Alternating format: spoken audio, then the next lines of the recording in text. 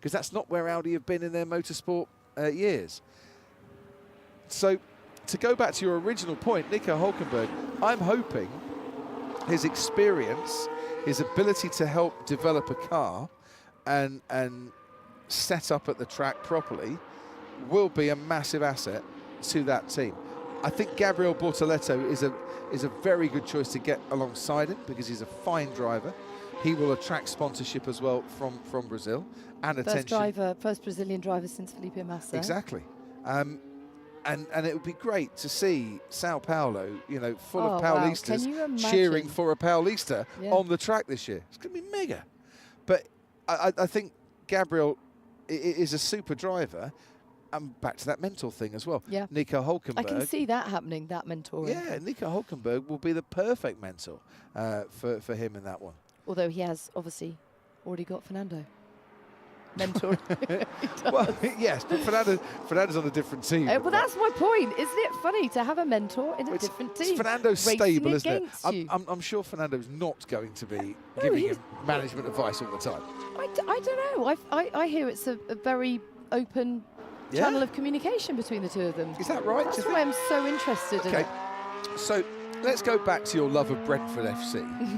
Imagine that there were Brentford players nearing the ends of their professional career who had a young stable of up-and-coming, aspiring professional footballers they were giving advice to and managing that were on the opposition.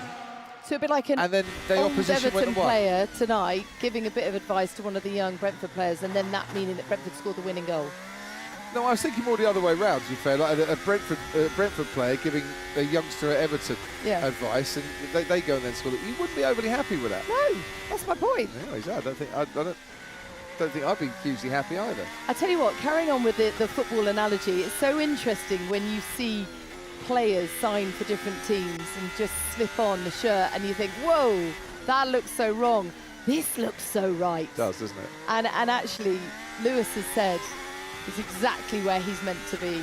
I mean, just natural transition to a team. I think it's great how he's bedding in with Charles as well. Playing chess together regularly. Yeah, I didn't realise the show was that boring last Tuesday. No, but it's not just last Tuesday. They've been playing a lot of chess together. It's all important. Let's just complete this lap, shall we, if we can, because we're on board with Lewis, and he's on a bit of a push lap here. 30.5 for the first sector, 39.9 for the second sector. It's not going to be the fastest lap of the day, but it's actually just quite nice to enjoy an on-board with Lewis Hamilton in the Ferrari. Love the crash helmet, stands out. Love the 44 on the top. We're not going to get that confused at all this year as he powers down the main straight. Ollie Bearman is waiting at the end of it to come out. He'll let Lewis go by. Lewis with a 1:33.5 set the fastest final sector. 1:32.6 set the fastest final sector on that particular lap, and is the quickest lap overall. Alex Brundle, we were talking mentors. Dare I ask who your mentor was in your sports car driving career? Can't imagine. Yeah, nobody immediately springs to mind. He'll love you for saying that. So I can talk about him, not to him. It's great to see Lewis Hamilton. How great is it to see Lewis Hamilton really pounding round in a Ferrari? He looks energised, doesn't he? He's looked energised all the way through the off-season. Been off already. I don't know if you've seen the replay of it down here in turn 11. He's got a bit of a tailwind on his way in here, and he's routinely slightly wide. Again, slightly wide of this apex in turn 11. Looks nice and stable through the exit. Just a little bit of understeer, it looks like, in that Ferrari at the moment for Hamilton. That's what caught him out a few laps ago. Scampered over the outside curb and carried on. But just getting a bit of a feel for the car. Potentially a bit of wind behind it and a little bit wide for Hamilton could be a factor of the car moving forward. But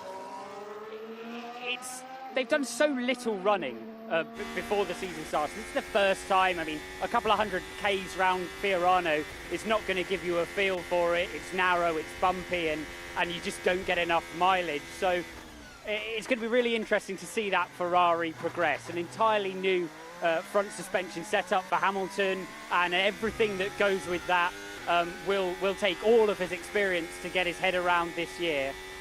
It's going to be fascinating to see an entirely motivated and energised Lewis move that car forward through these 3 days and then into the beginning of the season, isn't it? I really can't wait. Yeah, me too. And on that subject, Alex, I was having a chat with someone a few weeks ago. Someone? I'm not going to say name names. Who was that? I'm not going to name names at all. It wasn't your dad, I promise you. I was having a chat, and they said this will be Lewis Hamilton's best chance of winning an 8th world title this season. And so we discussed it at length. Alex, go on. What do you reckon to that? You know, on paper, yeah, I'm talking broad brushstrokes here. When you look at the issues that he had in the Mercedes through the end of last year, and then you look at the tendencies of last year's Ferrari, in theory, it should suit him. But, you know, we're a whole development cycle away from that. What you can see is clearly the team are around him. He looks to have dropped in and fitted in straight away. He's got an incredibly capable teammate with a long history with the team and all of the information to give him in Charles Leclerc. But yeah, I totally agree. You know, to the end of his tenure at Mercedes, he was saying things in the pen and in the paddock like, I'm just not fast anymore. That Hamilton has gone at the beginning of this year. He looks totally energised, totally motivated, and all of a sudden it looks on the cards again, doesn't it?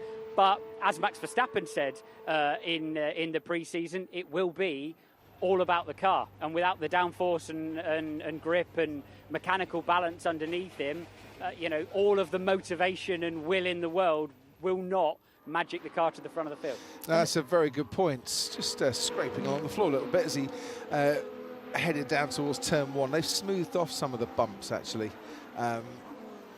Some of them. There's still a couple there going towards turn 1. Turn 4, the gravel bed's been extended, and as you say, there are a pair of bumps at the start line, straight and turn 9. Yeah, they've not got rid of them all. Good. I like bumps. Jerome D'Ambrosio there. Jerome. You see that? Jerome. That might stick. Jerome D'Ambrosio. Jerome D'Ambrosio. Is an important part of the setup. Interesting, and a man that's come across from Mercedes with him, and we talk about the team around Lewis and Angela Cullen coming back, his physio, which no doubt will be a boost for him. Yeah, I mean, I agree with Alex. I think he's in a good place, but the key, a name that you threw in there, Alex, that is hugely significant, Charles Leclerc. This is a man who has fully bedded in with the team. He fully understands the workings of Ferrari, and we know he's no slouch. On a single lap, oh yeah, absolutely. Something that Lewis did struggle on last year, he's got to get past his teammate first, and that's not going to be straightforward with Charles. I'm interested to see who will come out on top in quali and then in terms of their racecraft. I have a theory that Charles will win the quali battle and Lewis will win the battle in the races. Because I don't think Lewis is a slouch necessarily, but I do agree with Alex, and I think you have this theory too, that he lost a lot of motivation in that last year with Mercedes. But was that about the car? It wasn't about himself. Well, I think also it wouldn't surprise me, given that Lewis wanted a longer contract with Mercedes than he got. When he didn't get that, he lost a bit of motivation, faith in the belief of the team to him. Like, why are they only giving me a 1+1? Why don't they give me a 2+1 deal? And it does affect you. You know, when you're not backed by your employer, that can be affecting towards your performance, because you want your employer to have faith in you. You know, you want to have positive feedback. And if you don't get it, you start to think, oh, is there a reason behind that? Well, you feel a bit of self-doubt creeps in, even for a 7-time world champion. Correct. Because we are only as good as Formula One drivers as say we. I don't mean it like that at all. You're only as good as your last race. You might have 7 world titles, but if your last race was an absolute stinker and you follow up with another stinker, people are going to ask questions. You know, there is no substitute and I'm sure there are lots of people out there in the world listening to this who run their own business or who are managers. There is no substitute for positivity to your staff. It really does make Starting here and now with you and me, Crofty. Well, you're great. And so are you. You rock, Natalie Pinkham. You always have. Stop it. Ever since I first met you all those years ago. Which was Goodwood Festival of Speed, if I do remember. Ah. Yeah. I remember the day well. So, to go back to Lewis, so it's understandable that he would lose a bit of motivation. And as the clock ticked down, it's all about the final race. How are you going to be? And that kind of takes over a little bit as well. And he's had a year to think about, well, I'm going to be at Ferrari next year. So your concentration, your focus, understandably goes towards your next employment because you really want to shine. And that will also be the case for Ferrari, who will be thinking, right, what can we do to make Lewis's impact with us as best as we possibly can? Because at the end of the day, they're spending a lot of money on Lewis Hamilton, so that they do want to get it right. All of which goes into this is his best chance to win an 8th world title. Ferrari would love him to win a title. They'd love Charles as well. But they'd love it if Lewis Hamilton was a world champion. I mean, it's a fairy tale. Well, and it justifies the investment. Everything. Yeah. All the things that you have just pointed to there make it all the more remarkable and iconic that he won the British Grand Prix with Mercedes. Well, that's very true. Yeah, and I'm not quite amazing. And I'm not saying he didn't have outstanding days. He did have outstanding days. And when it mattered, in front of his home fans. Exactly, and that was an incredible. Incredible weekend at Silverstone. It was everything you want a British Grand Prix to be, unpredictable throughout, basically.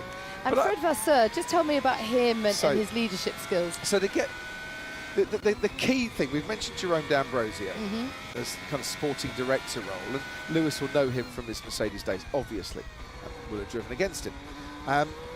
Loic Serra on the technical side, really, really important, and I'm sure one of the reasons that Lewis would have been interested in Ferrari because of he knows what Loic can do. Jock Clear, another guy that he's worked with a huge amount. And then there's Fred Vasseur. And Fred Vasseur is in a brilliant position as team principal in that with Charles and Lewis, he knows them as young drivers. Yeah? Well, he was their team. He was Correct. Hamilton's team principal when he won the F3 Euro Series and GP2 titles in 2005, 2006, and was Charles' team principal the GP3 win in 2016. So yeah, you're right. They really know each other well. So he knows the real Lewis, the real Charles, not the people they've necessarily grown into at a racetrack. And Fred has a great way with people. And I'll speak from personal experience on this one. I used to think Fred was a little bit grumpy and not that approachable. Couldn't be more wrong.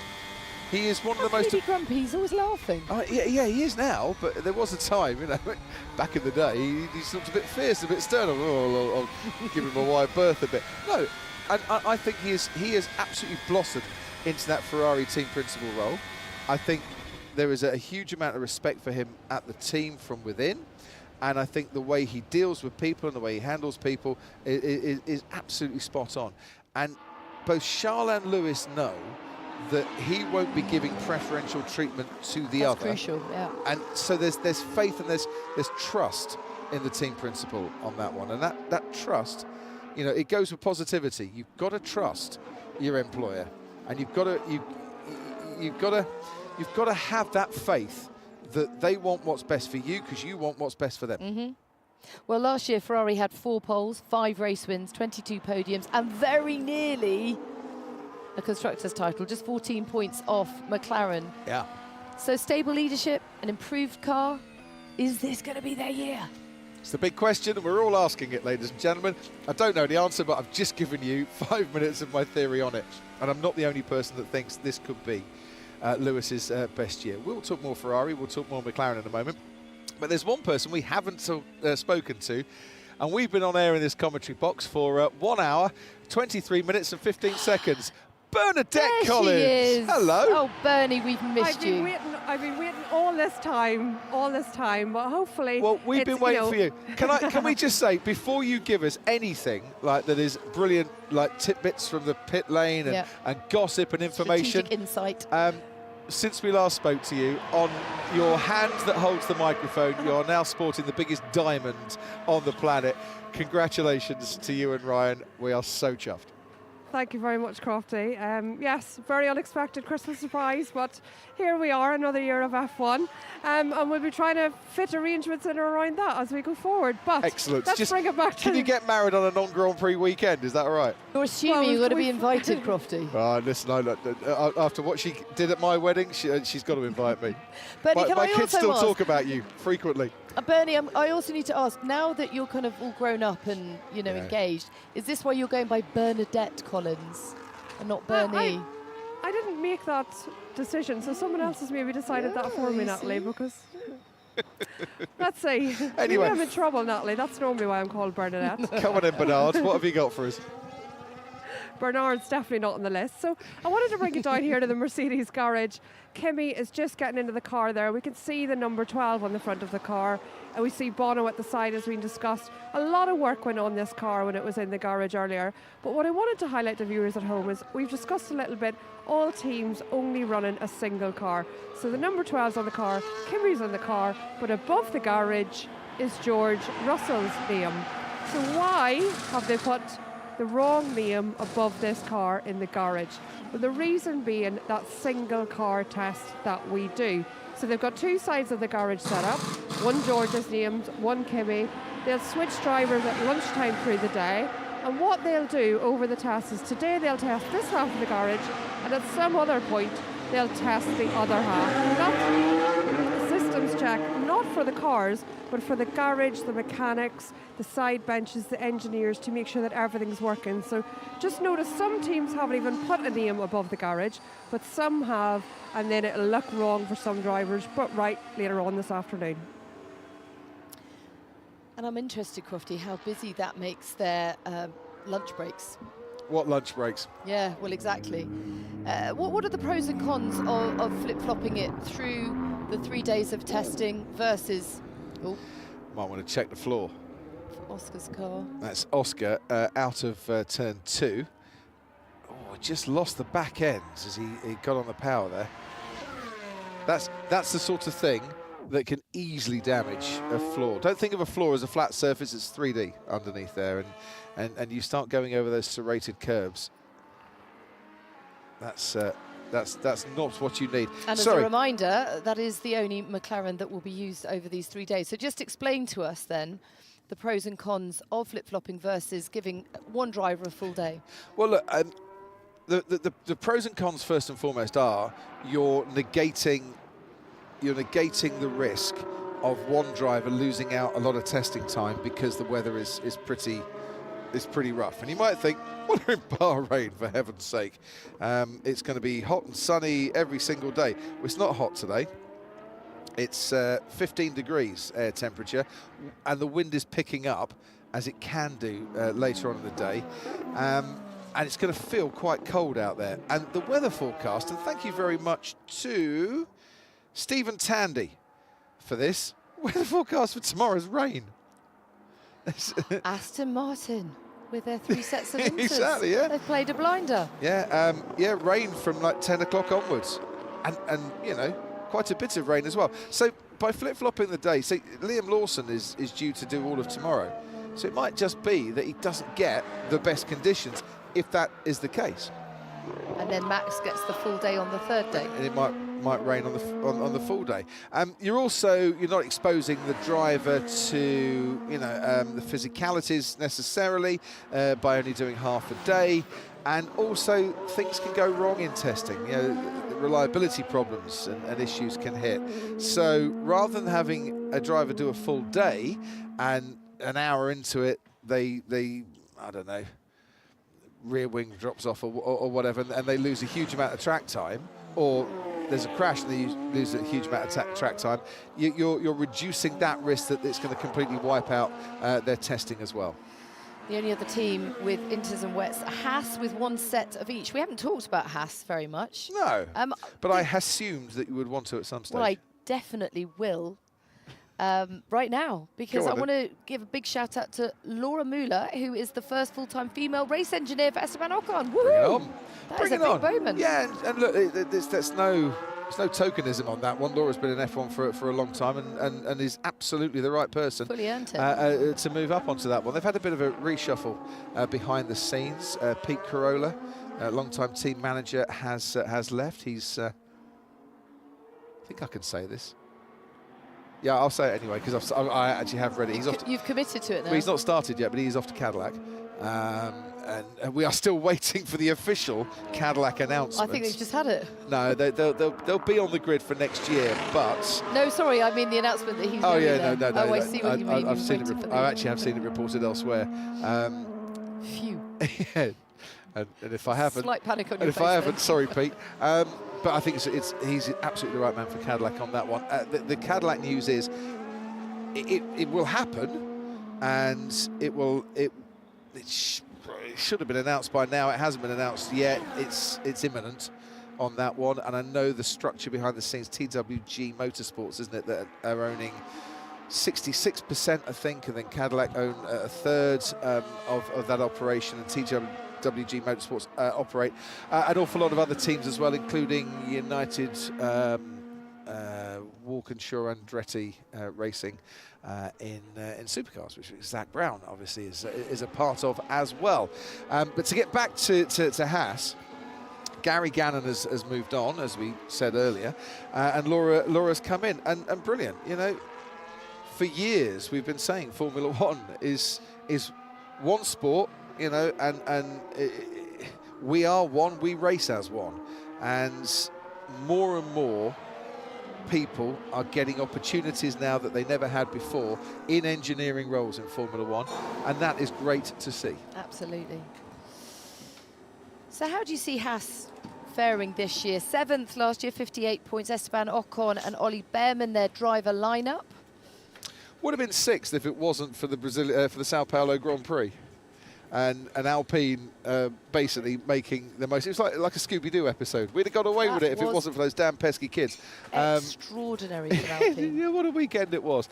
I think Haas did a sensational job last year. It interests me that they've gone against Ferrari in terms of their front suspension for this year. So they haven't changed from the push rod from 2024. In the way that Ferrari have changed the front suspension for this year. They've gone from push rod to pull rod at the front. I think Io Komatsu has absolutely settled into that team principal role brilliantly. Another engineer stepping up. And look, at testing last year, Haas just ran race simulations. Forget about qualifying runs. We don't need to look at that. We need to work on our tyres, understand the tyres. Why are we wearing our tyres to the extent that we are? And that's what they did. And the results, you know, came as a result of what they did in testing. And it was very simple. Where have we struggled? Excuse me, 2 seconds. And where have we struggled, and how do we put it right? And they found that way. Now they've got to make that step up. But they're very good at setup and getting the most out of the car. And this year, without the full upgrades and stuff, that will be a very key element of a race weekend. They have the association with Toyota as well in the background, so we'll see what bears fruit on that. And they have 2 new drivers, because Ollie Bearman is still a rookie, Esteban Ocon isn't, and that is going to be, I think it's a brilliant driver pairing for them. Yeah, I do too. And clearly Io Komatsu really believes in Ollie Bearman, and he came in, as you'll remember well, as the super sub in Saudi, earning 7 points for Ferrari for Carlos Sainz. There's a great story. There's a great story about that one, by the way. Yeah. Not Carlos's appendix. Ollie Bearman's cameo. Ollie Bearman's cameo. Very good. Yes. So. Yeah, and it involves a phone as well. I asked him, we were at the Autosport International. I said, take us back to that time when you got the phone call, when you got the cameo phone call from Fred, and to drive in Saudi. He went, yeah. He said, I nearly didn't get the phone call. I said, oh, wow, what happened? He said, well, look, my manager's over there, and he wasn't. He wasn't snoozing for 9 minutes, was he? No, he wasn't snoozing for 9 minutes. He said, but my manager went to Saudi, and he didn't have much data on his phone. Because you know how expensive it can be on mobile phones when you're abroad. he hadn't got a sim to use while you're abroad, and he was relying on his normal data plan and ran out of money about 5 seconds after Fred phoned him and he picked up the phone. He said the most important phone call of my life. Wow. As we just see the Williams and the Sauber, Alex Albon and Nico Hülkenberg. An aggressive move by Albon into turn 1 that Hülkenberg was having absolutely none of. Thank you very much. We can see what it looked like on board. So he dived down the inside, a little bit cautious because it's testing, and Nico's like, no, mate. I'd rather stay ahead, thank you very much indeed. The first skirmish of 2025. So yeah, Ollie's manager picks up the phone. Yeah, hi Fred. Yeah, hi, I want to speak to Ollie, please. Yeah, no worries. And then the phone cuts out because he's run out of data. It's like something out of a movie. And so Ollie's like, right, I've probably got about 30 seconds on my phone where I can talk to Fred. I'll phone him up. So he phoned up Fred. He said, look, right, you got to be quick because I'm going to run out of data. And Fred's like, get to the F1 paddock now. And that was basically the conversation. He put it on pole in F2, hadn't he? Yeah, he was on pole. And it was almost like, damn it, I've missed out on that pole position. I don't think he gave 2 hoots right. in the end on that but one. Actually, just for a moment, that was such an impressive performance. Like threading the eye of an eagle to push that Ferrari through the streets of Saudi. Incredibly demanding, fast, tight circuit. Yeah, I mean, he went off the track on the opening lap at the start, and other than that, did not put a foot wrong. And 7th place on debut was utterly sensational. I like Ollie Bearman. I think he is a very level-headed, mature, young driver who should have a massive future in the sport. He really should. His family are super. They give Ollie and his brother brilliant backing throughout. They're a close family, but they're an open family, if that makes sense. They're just embracing the moment. Ollie's brother, Thomas, by the way, he's racing in British F4. He did a couple of rounds last year and a couple in Euro F4, I think, as well. He's only 15, and if Ollie's good, then maybe Thomas might be just as good. And we'll see the Bearman brothers on track. But they're very welcoming. They're very open. They're chatty. They're a very loving, caring family as well. And he's got that stable background that takes a lot of pressure off him, if that makes sense, and Which is gives exactly what he needs. Yeah, and just gives him that inner circle that he needs. It's interesting to see how popular he has become with the fans, and there are a lot of Ollie Bearman fans out there at the moment. We saw that at Birmingham at the NEC, and it's all down to his performances on track. Now, he's had a couple of races in the Haas, and he's realised that the Haas is very different to the Ferrari. But I think there's pace, there's speed. Now we need consistency. And I think if you ask any engineer what do you want, and they'll say, yeah, give me a driver with speed and we'll work on the consistency. Don't give me a consistent driver where I've got to work on the speed. Mm-hmm. And I think in Esteban Ocon, he's got a driver a teammate that will push him, will challenge him, and will get aggressive with him, because Esteban does with every single teammate that he's ever had. So he's not going to change now. And why should he, quite frankly? And so who do you see coming out on top? I see Esteban coming out on top in the first year. But after that, I don't know. Also, I think he's popular because I think Esteban's a race winner, don't forget. Esteban has won a Grand Prix. I think he led the most laps last year. This is a stupid stat of the day. He led the most laps last year by any driver who didn't win a Grand Prix in 2024. That's a decent stat, that. I also think that I remember for some stupid reason. Ollie is popular with the fans because of his authenticity, and I'm sure with that right family network around him, he'll hang on to that, because that's really what matters to fans, isn't it? That your authentic self.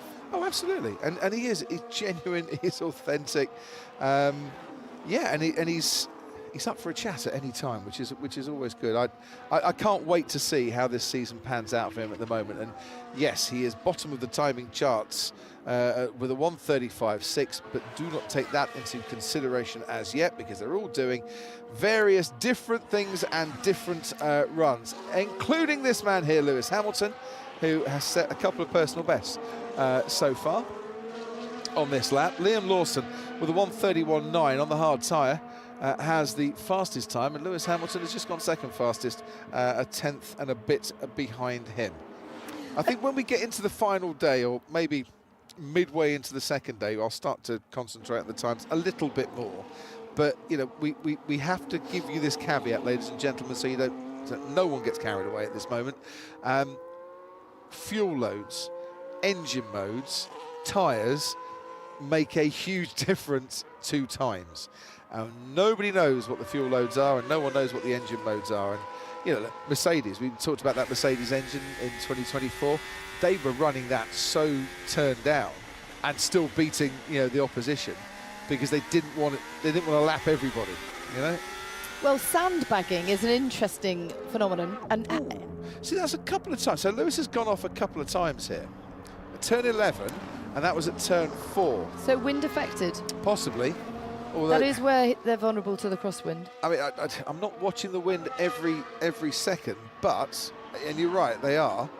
But it was at 4.4 metres per second, and I've just looked at it now, it's 1.8 metres a second, dropped. Which means, yeah, it dropped. It could be gusting, you see. So you catch it at the wrong time up there. And switching. You've got that gust, and you're turning at the hairpin. So I want to talk about the wind is sorry, Nat. I don't mean to interrupt you, but the wind is moving around a little bit. But where it's blowing, not sure. I'm not sure that was wind related, because you're turning into a headwind. But I mean, that takes us back to the original point of when it is windy, when you don't have these calm, consistent weather conditions, it does make it difficult to understand the car, whether there's a problem with the car or whether it is the elements around it. But I'm also interested in this idea of sandbagging, whether this is a luxury, is whether you're able to sandbag, or whether actually for someone like Lewis, these sessions are about just bedding in, understanding the car and the team around you. Interestingly, Andrew has sent us I keep saying, because I'm old school and retro, a tweet. Has anyone ever asked an experienced F1 driver, as a percentage, how much are you pushing the car in testing versus in-season quali session? And do you know, Andrew, that's a really good question, for which Ted Kravitz might just want to go along to the press conference later and ask that, because I don't know the answer. Karun Chandok will be with us tomorrow. He might know the answer to that one, but he's still a rookie, so he's pushing all the time. If you weren't with us, by the way, we've established many things so far today. One, there are 6 rookies this season, and I'm to include Liam Lawson with his 11 race starts. I'm not having it that you don't think Liam Lawson's a rookie. He is. And 2, Karun Chandok is a rookie because he's done the same amount of races as Liam Lawson, and that is still really tickling me, that one, for some stupid reason. So, just explain to our viewers, though, the benefits of sandbagging and whether you can indeed tell whether they are. Well, yeah, okay. So I think we need to bring Bernie Collins in on this one, because she'd have been sandbagging chief in charge when it came to testing. Chief sandbagger. How much are you pushing in in-season testing versus a qualifying session, Bernie? I was wondering where that sandbagging joke was going to go there, Crofty. I was very worried. But anyway. Don't worry, we are being nice to you today. Don't worry about that. Right, OK. Well, anyway, let's move on. So the thing that we're trying to look for as engineers, an engineering answer to the testing question, is we're looking for consistent laps. So they're trying to test elements of ride height, car setup, tyre pressure, whatever test they're trying to do. And what they're trying to get is consistent lap after lap, the same level of pushing. So that means they're not pushing like that one-off qualifying lap. You're trying to do maybe 80% to try and get consistent. Can you get the same run time and time again in order to analyse how much performance comes from the part you're testing, the component you're testing, and to give you those consistent runs that you could compare against each other. Does that make sense? It does, Bernie, but I'm also interested to know how much of an eye you have on the opposition as opposed to just yourself, and how much you try to hide from your competitors. I think at this stage, particularly day one of the test, you're very focused on your own team, very focused on getting your results. Every team will have a slightly different idea about what fuel level they think is correct. Remember, in the race we start at like 100 kg, and in qualifying we finish at 0 kg, so there's a big range of fuel loads. if you're running around the 40, 50 mid-fuel, then you're sort of getting a read on both directions. You're getting a read on the race level and a read towards qualifying. If you run much higher, then you're ignoring qualifying performance. So that's the first thing. Teams will all have a different idea of how much fuel is the right level of fuel. And then you start to look at, the main thing that we look at actually from a pit wall side is what's the highest level of fuel that people have run, and compare that. So in the days of old, people did a full race simulation, so around here, 57 laps. If you got a 57 lap run, that was ideal for looking at analysing numbers, because you knew they started at 100 kg and worked it all the way down to 0. Very rarely they do that now because testing's so limited. So you're very focused on yourself, and different teams will have different philosophies, but the more that you can learn about yourself is more important going forward than trying to have over another team. And when you're trying to work out fuel loads for the opposition, do they still have people stationed around the track with acoustic devices that are listening to the sound of the opposition's cars and working out the fuel loads from that? There is still some acoustic work, not so much acoustic device. Some of it they can actually take from the TV, to be honest, Crofty. Okay. And some of that's more to work out gear ratios, engine revs, those sorts of things. I think on fuel load you are looking for that nice high fuel run. Right. And actually these conditions of Bahrain are probably better for some aspects, because in the past we've had real high peaks of temperature, then real dips at the end of the day. So when you're trying to do the analysis, you're trying to take out track temperature. Today, the temperature's going to be pretty consistent all day. Yeah. So there's not going to be so much of that influence, just a normal track improvement. What I do love as well, Bernie, is that by the time we come back to Bahrain for the race, it is going to be significantly warmer.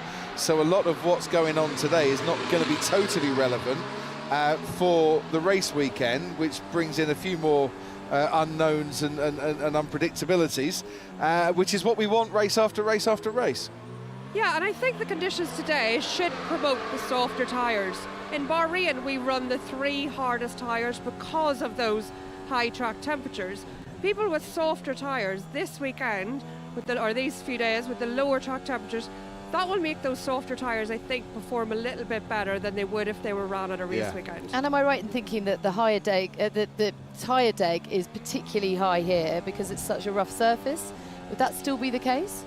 That is 100% still the case, Natalie. It is a very rough surface, and that does lead to the tyre degradation. But normally that goes hand in hand with high track temperature, and we're not going to have that this weekend. So the drivers should be fit to push a little bit more on the softer tyres. One more question, because I've missed this over the winter. We've missed you, Bernie. We've missed you, You but missed me. I've missed you. I've missed Bernie Collins' tyre chat, and we haven't done this for quite a while. So can I? Second stupid question of the day: why have Aston Martin and was it Haas brought some intermediate tyres for Bahrain? Well, yeah, that was a very interesting one. I did hear you and Natalie discussing that earlier. The only thing that springs to mind immediately is we do checks with these tyres. So you mentioned the pit limiter. That's one, but I think they can fairly reliably know what changes that will make. But these tyres sit very, very close to the edge of the floor. Very close. So potentially in the garage they'll check that that tyre isn't rubbing, or either, you know, left to right or forward and backwards on the edge of the floor that's there. But I don't know why 3. You'd bring 1 to do that check, but maybe not 3. But basically you don't want to start the year with a floor that's very, very tight to the tyre and then have to change it whenever you fit an end, or damage it potentially when you fit an inter-wet. They select, sorry, just Aston's coming in now. They select these tyres a long time ahead of coming to this track. So they won't have done it based on forecast, I don't think. They'll just have done it just in case. Like you say, they don't need to use them all, so it's sort of a free selection. I don't know if you can see in vision now the Aston just coming into the garage. You can. But on that Aston, you'd see on the engine cover at both sides the vents that they use for cooling the engine. Now on those vents, we talked about it being much cooler than expected here today. There's that big black panel. I don't think that's what the Aston's going to look like when it runs in these sorts of temperatures. But what I suspect has happened is they've been expecting much higher temperatures, not expected to use that panel. They have a black unpainted one out the back. Let's fit that in. Thanks, Bernie. Rubbing is racing, they used to say. but not a tyre against the floor. You don't need that, do you? You don't need that. So the key words that are coming through time and time again through testing: consistency, reliability, stability. Sound like my old English teacher. I think you sound like my wife. Consistency, reliability, neither of which I had at any stage in school. Yeah, you do sound like Mrs. Croft. That's very true. But the word also I'm hearing a lot from Aston Martin is a need for a more benign, stable car. Tell us why that's so important. And you know, when you consider 2023, brilliant start to their year, 6 podiums and 8 races. Yeah. Last year, increasingly struggled for them. Yes, just they a went third backwards. of the points that they had from the year Yeah, before. they went backwards, and there were many reasons for that. And they were chasing high performance downforce because that's what they were instructed to do, and that wasn't the right way to go about it at all. I think what Aston Martin are saying is we want a benign car, we want a balanced car, we want a car that just gives the drivers confidence, because neither Lance nor Fernando had any confidence in that car by the end of the season, as you often heard on the team radio. So a compliant car. A compliant car, and a car we understand, we know, you know, what it's doing. Mercedes, you know, a lot last year were saying, when we get this car into the right window, it's brilliant. Yeah. It wins races. But then next week, we can't find it anywhere near the window, and we're struggling. And every team wants something that they understand, where they've got a baseline set up that they can then work on to increase performance, not try and fix issues. Because all the while you're fixing issues in Formula One, you ain't increasing performance.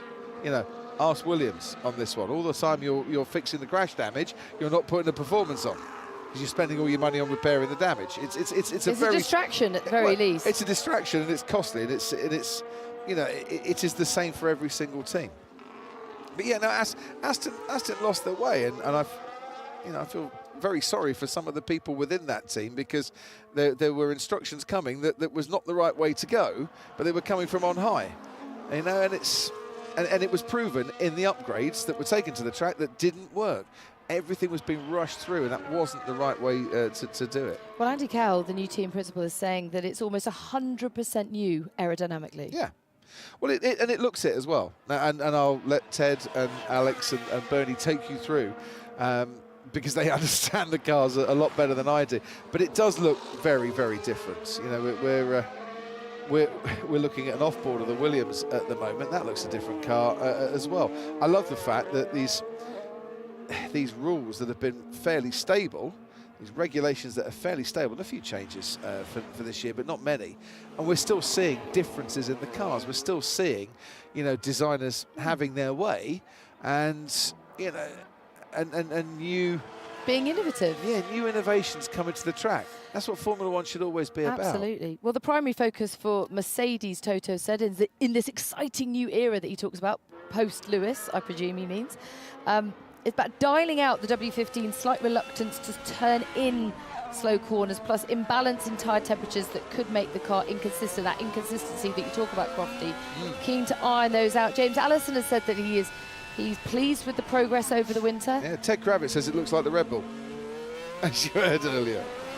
So that's maybe how they've got rid of some of those inconsistencies. It's interesting, though, isn't it, when we think about the winter being a calm time to put your feet up. It's a very busy one for all the teams. Yeah, I had this chat once with Andrea Stella about the winter break. I said, why do we need a winter break? He said, oh, it's desperately needed. You need a week off. I said, well, it's a bit unfair, isn't it? You know, you take people who work for your organisation, say they get 5.5 weeks holiday, 3 of those weeks they're going to have to take off during the kids' school holidays. They might not have kids, they might not want to do that. It's a bit unfair. I was kind of playing devil's advocate a bit. He went, no, we absolutely need that. I said, why? He said, it's to stop people opening their laptops on Christmas Day and working. I said, well, who does that? He said, well, I do. I said, really? He said, yeah, I have been known to in the past. That is how busy it gets over the winter. And sometimes it's like with the cost cap, you've got to stop people, you know, save people from themselves a little bit. When you think about the sport, when you think about this potentially being the most competitive season yet, these marginal gains, you know, on Christmas Day morning, you're thinking, you know what, I won't have that, you know, little glass of champagne with breakfast. I will open my laptop and I'll possibly make the difference for the season ahead. It's an addictive culture, isn't it? Christmas Day morning, I'm having the champagne in between hitting the snooze button. Don't worry about it. All 9 minutes. All 9 minutes of it.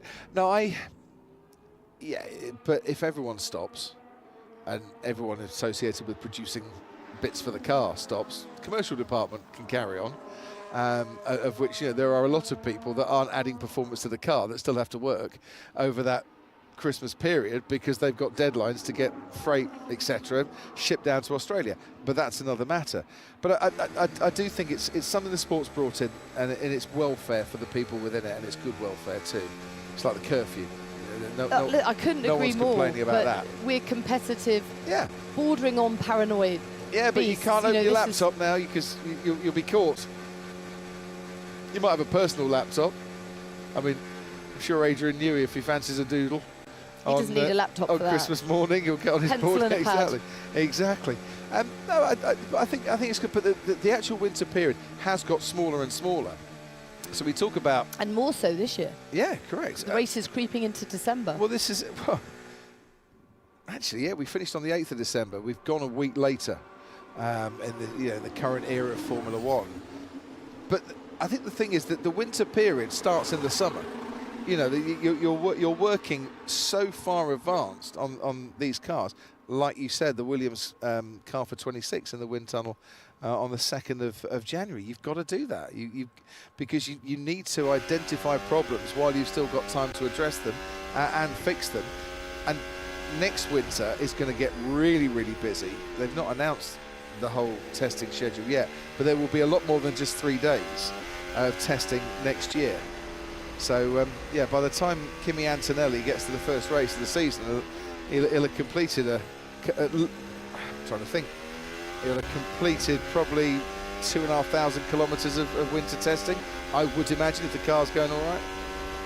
So how good is he? I mean, Toto Wolff is now saying, give him the space. But actually, it's been Toto and the team that... Give him the space, now we've built him up. Yeah. There's been a lot of hype. There's been a lot of hype, and from what we hear, it's well-deserved. But high expectations on a teenager. He is good enough, in Mercedes' eyes, to replace the 7-time world champion Lewis Hamilton at a team that is still eyeing up fights for victories and podiums throughout the season.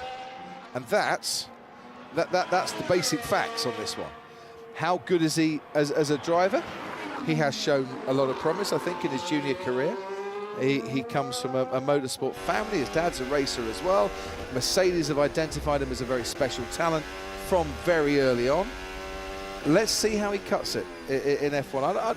And I don't want to put too much pressure on him because I think I'm going to absolutely undo everything I've just said now. Because I think he could be really special. I really do. I think he is genuinely a terrific human being. I like spending time and chatting to Kimi Antonelli, and I like the way, go back to F1 75 again, he walked around the media room to say hi to everyone, to go and introduce himself to all the journalists, and that was magnificent. I saw him, came up, shook hands. I'm not sure many 18-year-olds could look you in the eye, shake you by the hand, and he's got hold his own. He really does, but not in a cocky way at all. He gave me a hug because we hadn't seen each other for a couple of weeks. I saw him at the Autosport Awards. I'm like, I said to you, he's passed your driving test. Congratulations. Oh, man, the pressure was on me for that. Apparently, it was all based around the parallel and reverse parking. And I hear you, Kimi. That was the big. I thought, if they get me to parallel park, I'm failing this test. Well, and they didn't, because in those days you had 2 out of 3. And I was like, please no parallel park, please no parallel park. I did reversing around a corner. Yeah, reversing around the corner and 3-point turn. Obviously, those of us that are under 40, it's a lot different. What are you saying? I'm saying that there are people out there who've passed their test more recently than you or I. To be honest. Well, Kimi being one of them. Yeah, and so he passed first time. To think. He said, yeah, no, there's a lot of pressure on me. I said, oh, shut up, you can drive. He went, no, there was. Because if I didn't pass it, I wouldn't have any opportunity until this time next year to take it again, because I'm so busy. So the pressure was really on. So Grand Prix, forget about the pressure of a Grand Prix. He had the pressure of his driving test. I actually think the pressure comes on the instructor or the examiner. Yeah. Do you think he turned around to him and said, "Who do you think you are, Lewis Hamilton?" No, just the blokes replacing him, mate. Exactly. So, Kimi Antonelli passed his first time. Which other rookie didn't pass first time? Had to take a second test that I established the other week. Was it Max? No, rookie. Max is not a rookie. Oh, rookie. Yeah. Everyone's a rookie now. Which rookie didn't pass first time? Ollie? Yeah. Ah. Second time. Although he has been driving for a few years. So you passed first time? I did pass first time. There you go. passed first time? Yeah, I did. Excellent. Well done. Well done, us. We are better drivers than Ollie Bearman. We are better drivers than Ollie Bearman, who failed his driving test. On what grounds? Because he said I was a bit cocky as a youngster. I went, really? He said I didn't take any lessons. I said, well, it does help to actually have a few lessons, mate. He went, yeah. He said, but they got me on failing to stop at a stop sign. Which, by the way, Which actually bodes quite well as a Formula 1 the most F1 way of failing your driving test. Why did you fail? Didn't stop. Brilliant. You failed your test, have the seat, not a problem. But he can drive now. It just made me laugh. Any Formula 1 driver that fails their driving test first time, as Jolyon Palmer walks into the commentary box, 3 attempts. 3. We're gonna put a microphone on Jolyon Palmer, and he's going to explain. I think they go too fast. I think they just can't help themselves, these drivers. Hang on. Talking of stopping, Crofty and I are about to stop. We are going to stop. We're about handing over the reins. But before we do, Jolyon Palmer. What have I done walking into this? Happy New Year. Welcome. Hello. Great to see you. Failed your first driving test because? I went through an orangey red light. Oh, there we go. And that did it. That did it. I was like dashing through, didn't play out. Classic. And the second one, someone came round a roundabout. I wasn't used to roundabouts so much, so these were within weeks of being 17. Again, another F1 driver.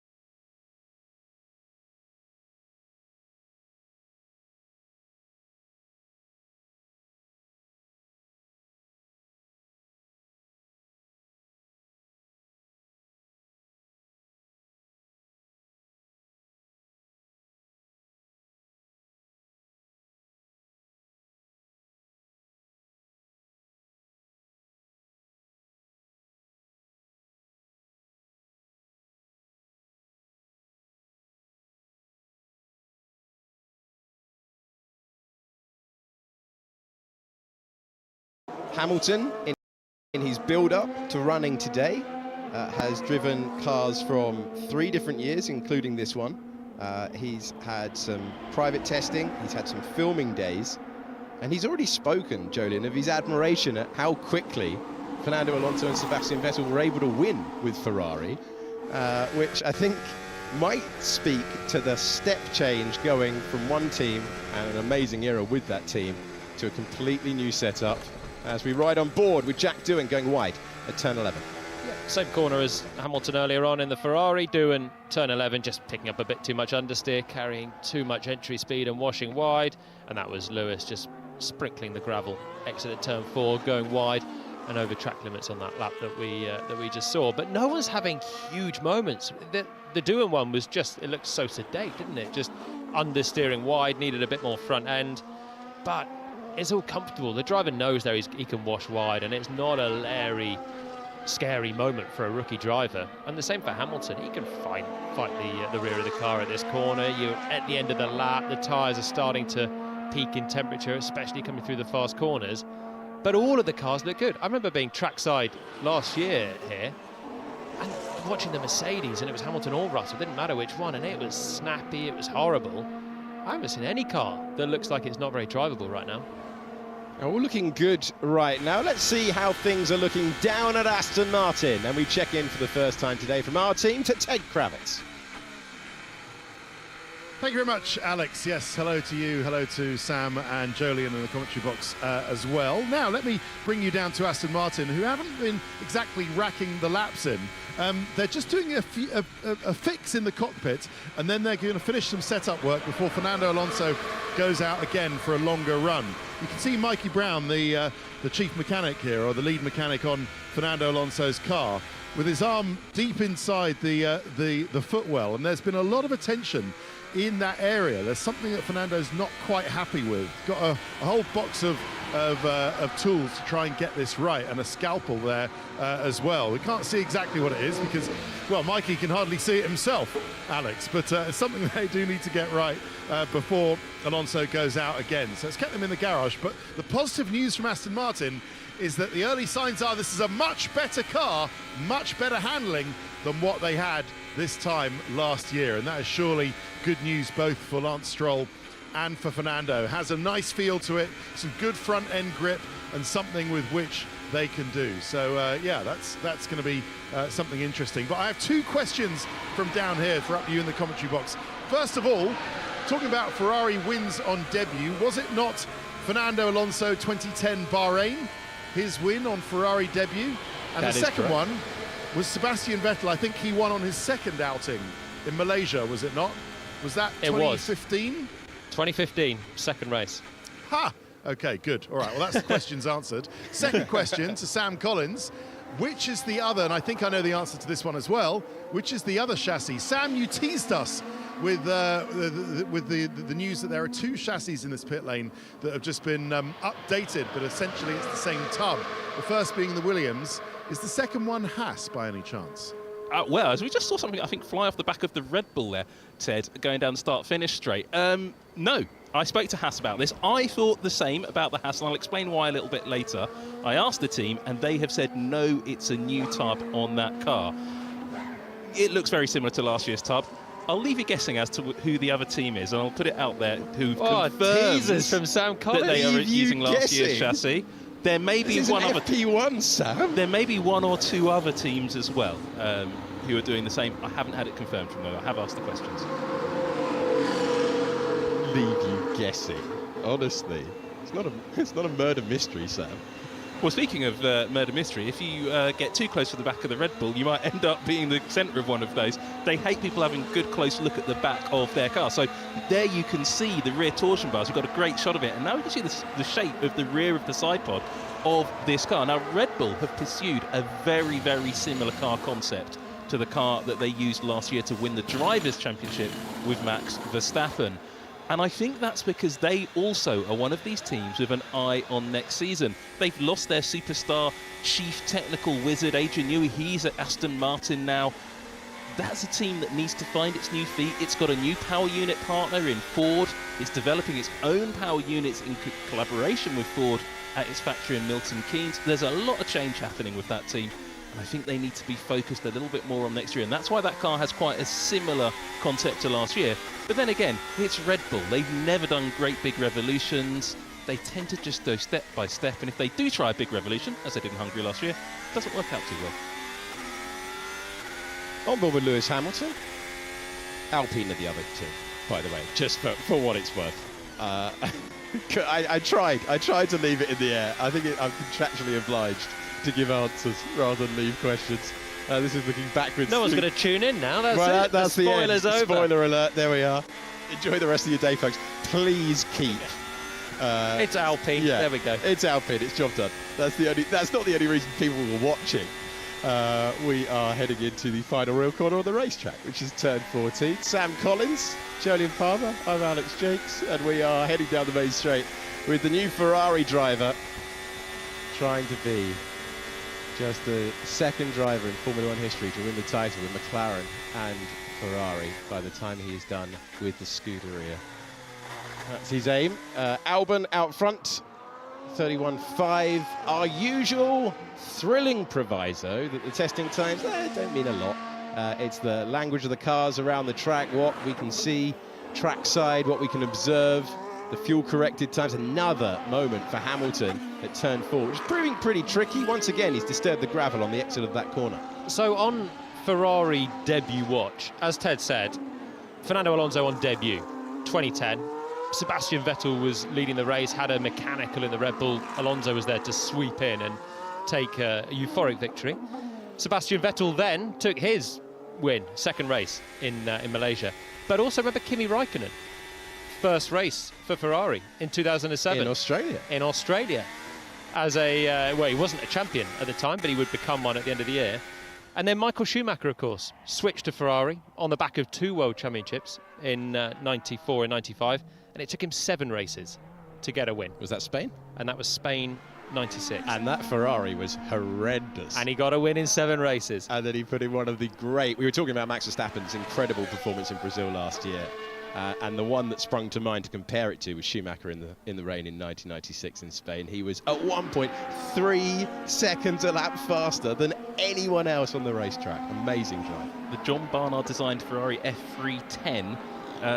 I think the rain had a lot to do with the victory. So a couple of the victories of that car, but Belgium as well, I think, was quite wet for that car after Ferrari made massive changes to the car, and it didn't really work. It's champions drive, though. That's why you pay a champion the big bucks to jump in the cockpit to try and get those victories when the occasion arises, and it did for Schumacher that day. Also, got to point out, in charge of the Ferrari strategy on Sebastian Vettel's debut win, Ruth Buscombe-Davy.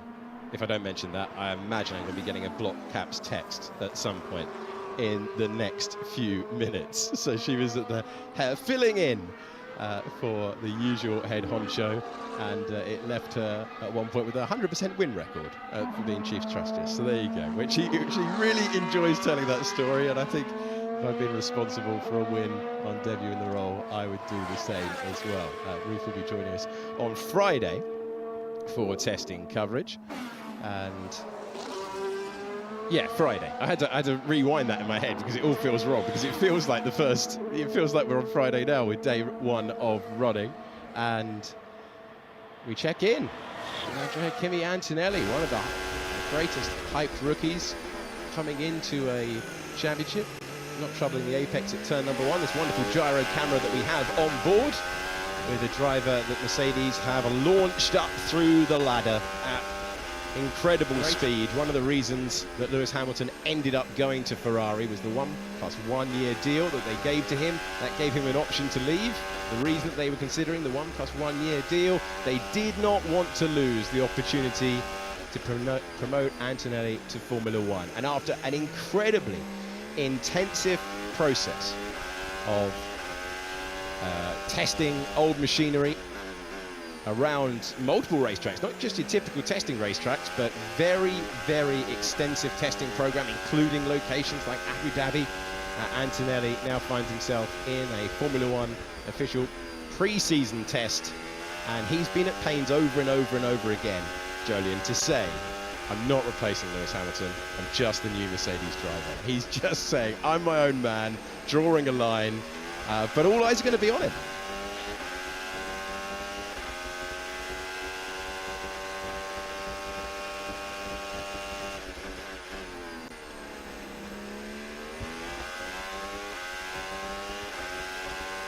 He's actually doing both, isn't he? There we go. Let's try that microphone instead.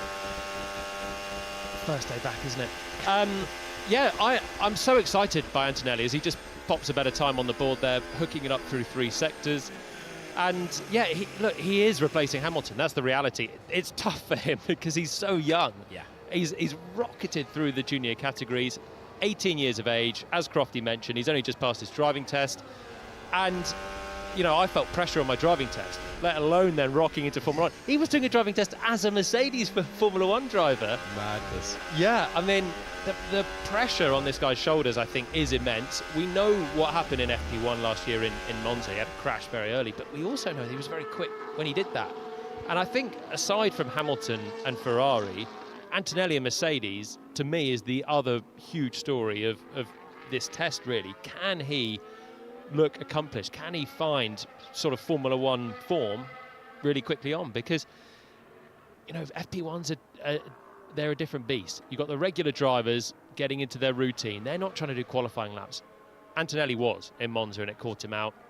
He had another go in Mexico and was much more assured. But also on the other side of the garage there, George Russell looked so good last year, and he's stepping up as team leader. So there's that the sort of competition between Antonelli and Russell. And 18, super quick rookie. I don't think Russell can afford to give him much of a help or an inch, really. We'll get into it later on. Another rookie in the field is Gabriel Bortoleto. We'll see him this afternoon. And Ted Kravitz has wandered down to his team. That's Sauber. Thank you, Alex. Yes, I hope Gabriel Bortoleto has a bit of a better run than Nico Hülkenberg has had this morning, because if body language is anything to tell by, and I've followed Nico Hülkenberg for pretty much all of his F1 career, he hasn't had the most happy session. He's just got out the car. Looks like they're breaking for, well, what would be a very early lunch, which is an hour and a half before the lunch break here in Bahrain, but at least for enough time for Hülkenberg to get out and to be debriefing with his engineer. But I've got to say that, looking optimistically, it seems to be that Sauber are steady at the moment. I haven't been following the lap times too carefully, but that's sort of a way of surviving and staying sane in Formula 1. Don't really follow the testing, at least. Don't follow the lap times. But yeah, just getting out of the car, just seeing what the mechanics are doing. There was some attention to the right-hand side of the floor, the front section of the floor, which some engineers and mechanics have been taking a look at. And Hülkenberg talking to Mattia Binotto at the back of the car, giving his debrief, which there weren't many smiles, Alex. Let's just put it that way. There weren't many smiles. Bit of a rubbing of the head, scratching of the chin. Well, I think we can improve here and there. There have been some upgrades on the personnel front. Let's remember that. I can see the back of Gianpaolo Dall'Ara's head, a man I used to see in the Sauber BMW days. Those of us with a long memory can remember him there, and other teams as well. So he's back on the Sauber pit wall, as is Iñaki Rueda, who I think was maybe the man who Ruth Buscombe-Davy was actually filling in for. You're absolutely right. He was a Ferrari strategist, was it? Gosh, there's a first for everything, Alex. Yes, he was a Ferrari strategist, Iñaki Rueda. Left the famous Italian team, but he's now at Sauber as well. So as far as the car, I don't know, maybe Sam, you can pick up on this. The Sauber seems an improvement, not a huge one. There's a different front wing on there. The nose looks about the same. They've gone for the overbite side pod entry. Team radio? Stronger tailwind in 13. Yeah, the wind has seemed pretty steady. If anything, the temperature has dropped as we've got towards midday here, Bahrain time. It's a bit cooler than it has been for a while. But yeah, it seems solid, the Sauber. Obviously, they've got a lot of improvement to find. This is the last garage in the pit lane, which tells its own story. Just the 2 points from last year. I think it was 2 they ended up with, wasn't it? Courtesy of I think it was a 9th for Zhou Guanyu. Anyway, so yeah, they've got a lot to find, and I think they are on the way. But it's been a steady start to testing so far. Sam, what's your impression of the Sauber so far? Yeah, thanks, Ted. I mean, it's pretty similar to yours.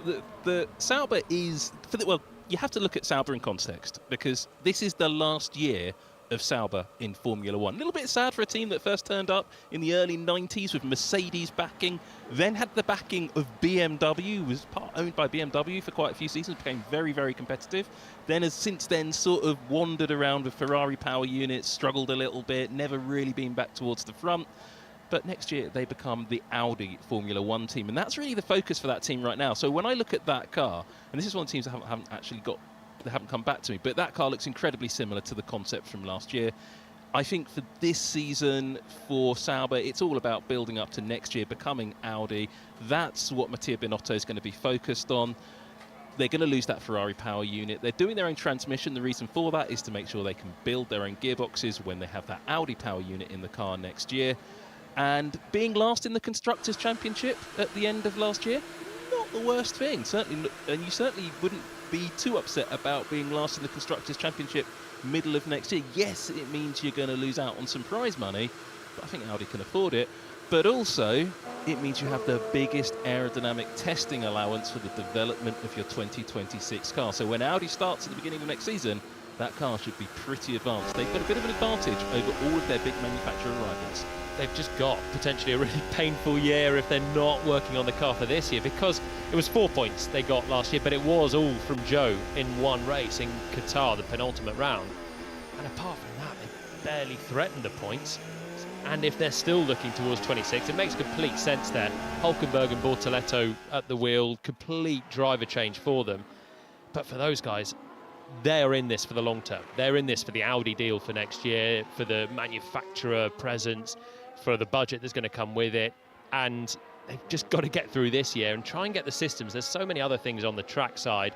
Remember how bad the pit stops were for that team last year? There's no excuse for that sort of thing when you're going to be a manufacturer team coming in. Audi, they can work on the car, as you said, Sam, with more wind tunnel time, with the bonuses that come from being the worst team at the moment. But they've got to get the basics right for when Audi come in next year, and that's kind of, I think, a lot of the job, and partly why Hülkenberg's there as well, just to steady the ship with a load of experience. Yeah, intriguing decision for them to go for Gabriel Bortoleto. They signed that deal before he had claimed a back-to-back junior title, Formula 3 and Formula 2 champion. Those who have done that in the past include Oscar Piastri, Charles Leclerc and George Russell, going back-to-back in 3 and 2. On the face of it, that's a coup for Sauber to be getting a driver that has done the back-to-back titles. That's the hallmark of a potential legend in Formula 1 when you look through the history of who's done it, and that driver's gone to Sauber. So on paper, it's a great lineup for them. Bottas and Joe turns to Bortoleto and Hülkenberg, and I feel like it's without casting too much shade on the last year's drivers, I feel like they should be invigorated by having an F2 champion in there alongside Nico Hülkenberg, who we can all see is super quick, and he's been getting the great results with Haas the last couple of years. I think it's a great situation, and this is really a question for you, Jolien. I think it's a great situation for a rookie driver.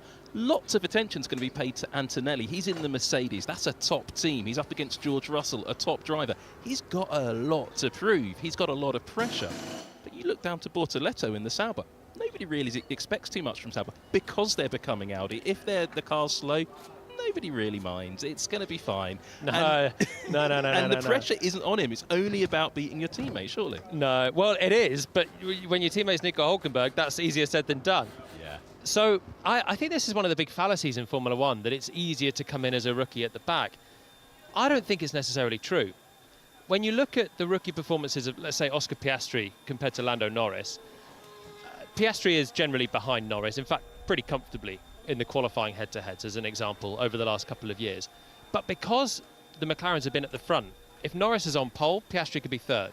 If Norris is fifth, Piastri could be seventh. And occasionally, Oscar's out-qualifying Lando as well. But, you know, you're always in the top 10. You're always making it to Q3, and it seems great.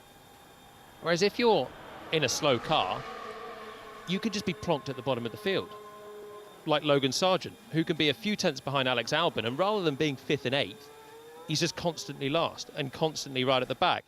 And it was a little bit like Zhou had last year as well. It wasn't a rookie, but the comparisons just get kind of brutal when the car's not good, because you are the slowest driver in the field. And if the Sauber car's not good and Bortoleto is just consistently a little bit behind Hülkenberg, then he'll become the sort of tail ender of the field, which is also not a nice place to be. And you're more notable there than if you're somewhere in the midfield, just being a couple of tenths away and still able to scrabble through for points and the whatnot. So I think he needs to hope that Sauber can be a midfield car, take the pressure of being able to fight for points, but you don't want to be trying to fight to not be tail end Charlie. I think the driver I would use, and you're absolutely spot on there, Jolien, but the driver I would use as an exception to that rule is this man's teammate, George Russell. who spent an awful lot of time mucking about in Williams, who didn't have a particularly successful car, particularly strong car at the time. Mucking about. But then you mean driving in Formula 1 for Williams? Yeah, exactly. Yeah. But then he got this reputation as Mr. Saturday. He was producing great performances in a car that really shouldn't be where he was putting it. Yeah, and so that's the other thing. You know, if the Sauber car is bad, and this is a massive conjecture on the first morning of testing in 2025. It's all right, we're in the first half an hour. Let's start taking some big shots. If the Sauber is in a similar position to last year, we expect the whole field to be close. So even the slowest car should be able to fight for points sometimes. But you have the chance to get it through into Q2, and they are your big moments. So it comes back to that comparison with your teammate.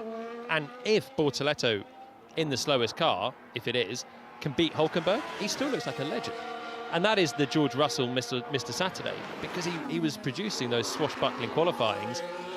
Conversely, he made Nicholas Latifi look pretty bad, because that was the slowest car, and then you have the gap, and Latifi was then often at the back of the field. So it's that tricky one. You just got to be competitive with your teammate. That's the fundamentals of it, wherever you are. We've been talking about one rookie, a man who was arguing it's pretty harsh not to call him a rookie, is a 3-time Formula 1 starter and man appearing on your racetrack, Ollie Bearman. So is he? Are we not calling him a rookie? He's a rookie. He's a rookie. He's a full-season rookie. Yeah. I'm going to say, right, go on, Sam.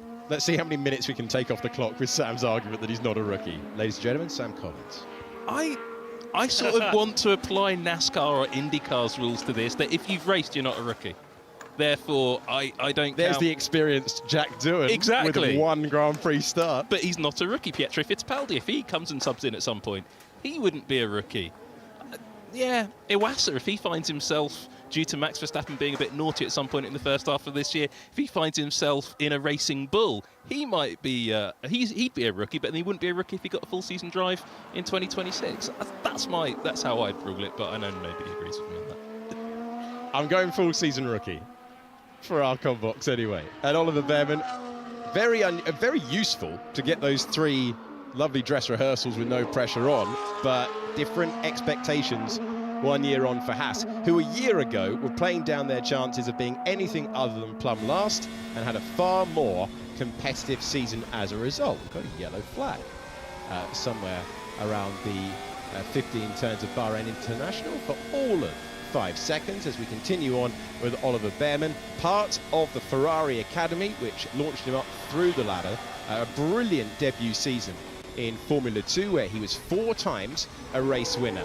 Expected to contend for the title, but last year, one of the most confounding championships that I covered in my time holding the microphone for that series. And Bearman, in the end, able to get 3 wins. One of the times he was on pole in Jeddah, he was promoted to Formula 1 to replace Carlos Sainz.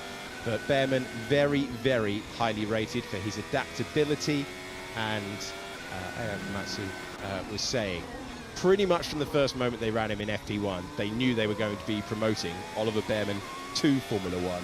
Such was his start behind the wheel.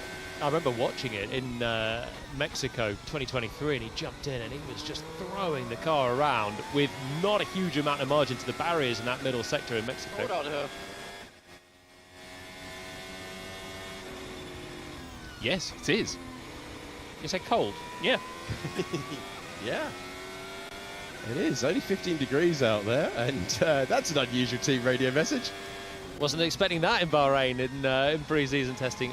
So obviously feeling the chill in the car out there on well, what looks to be his own track. The only other driver that's out there on circuit that must have been the cause of a brief yellow, you'd assume, is his teammate from last year, Kimi Antonelli.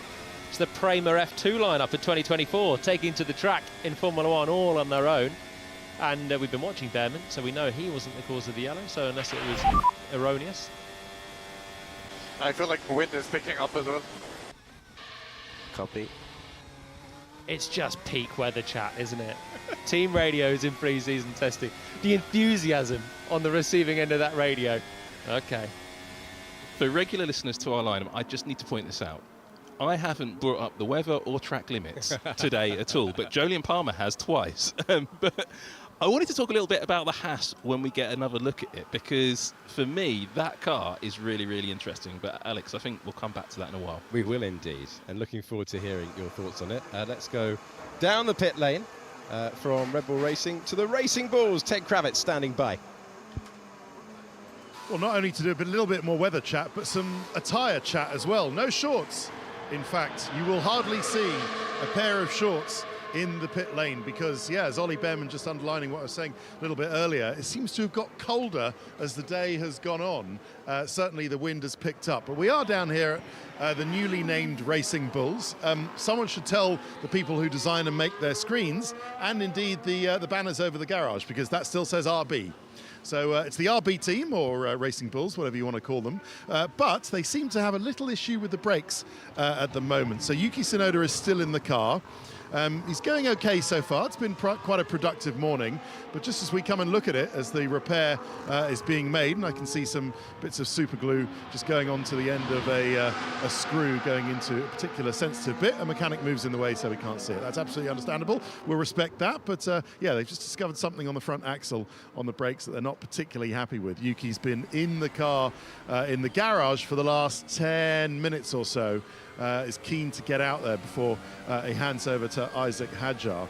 As the car goes, it looks okay. Obviously, the livery has received many plaudits for the way it pops out, and it certainly does, but something in the pit lane I think you'll get used to quite quickly. It doesn't attract the dirt as much as I thought it was going to, or maybe they haven't been long enough and out for the mechanics to have to clean it enough. But it's certainly not short of colours, is there? You've got the bright green of the sponsor, you've got the bright yellow of the Red Bull, and then the white with everything else. The front wing looks more or less the same as last year. Not too many differences on the RB that I can see. And the chassis, nice few bits around the side pod, some nicely aggressive undercuts towards the back, and a lovely bit of shrunken airbox cover around the back of the car. And unusually, some of those sort of cannon shapes to allow some of the cooling out to the top of the diffuser that really have sort of fallen out of fashion amongst some of the other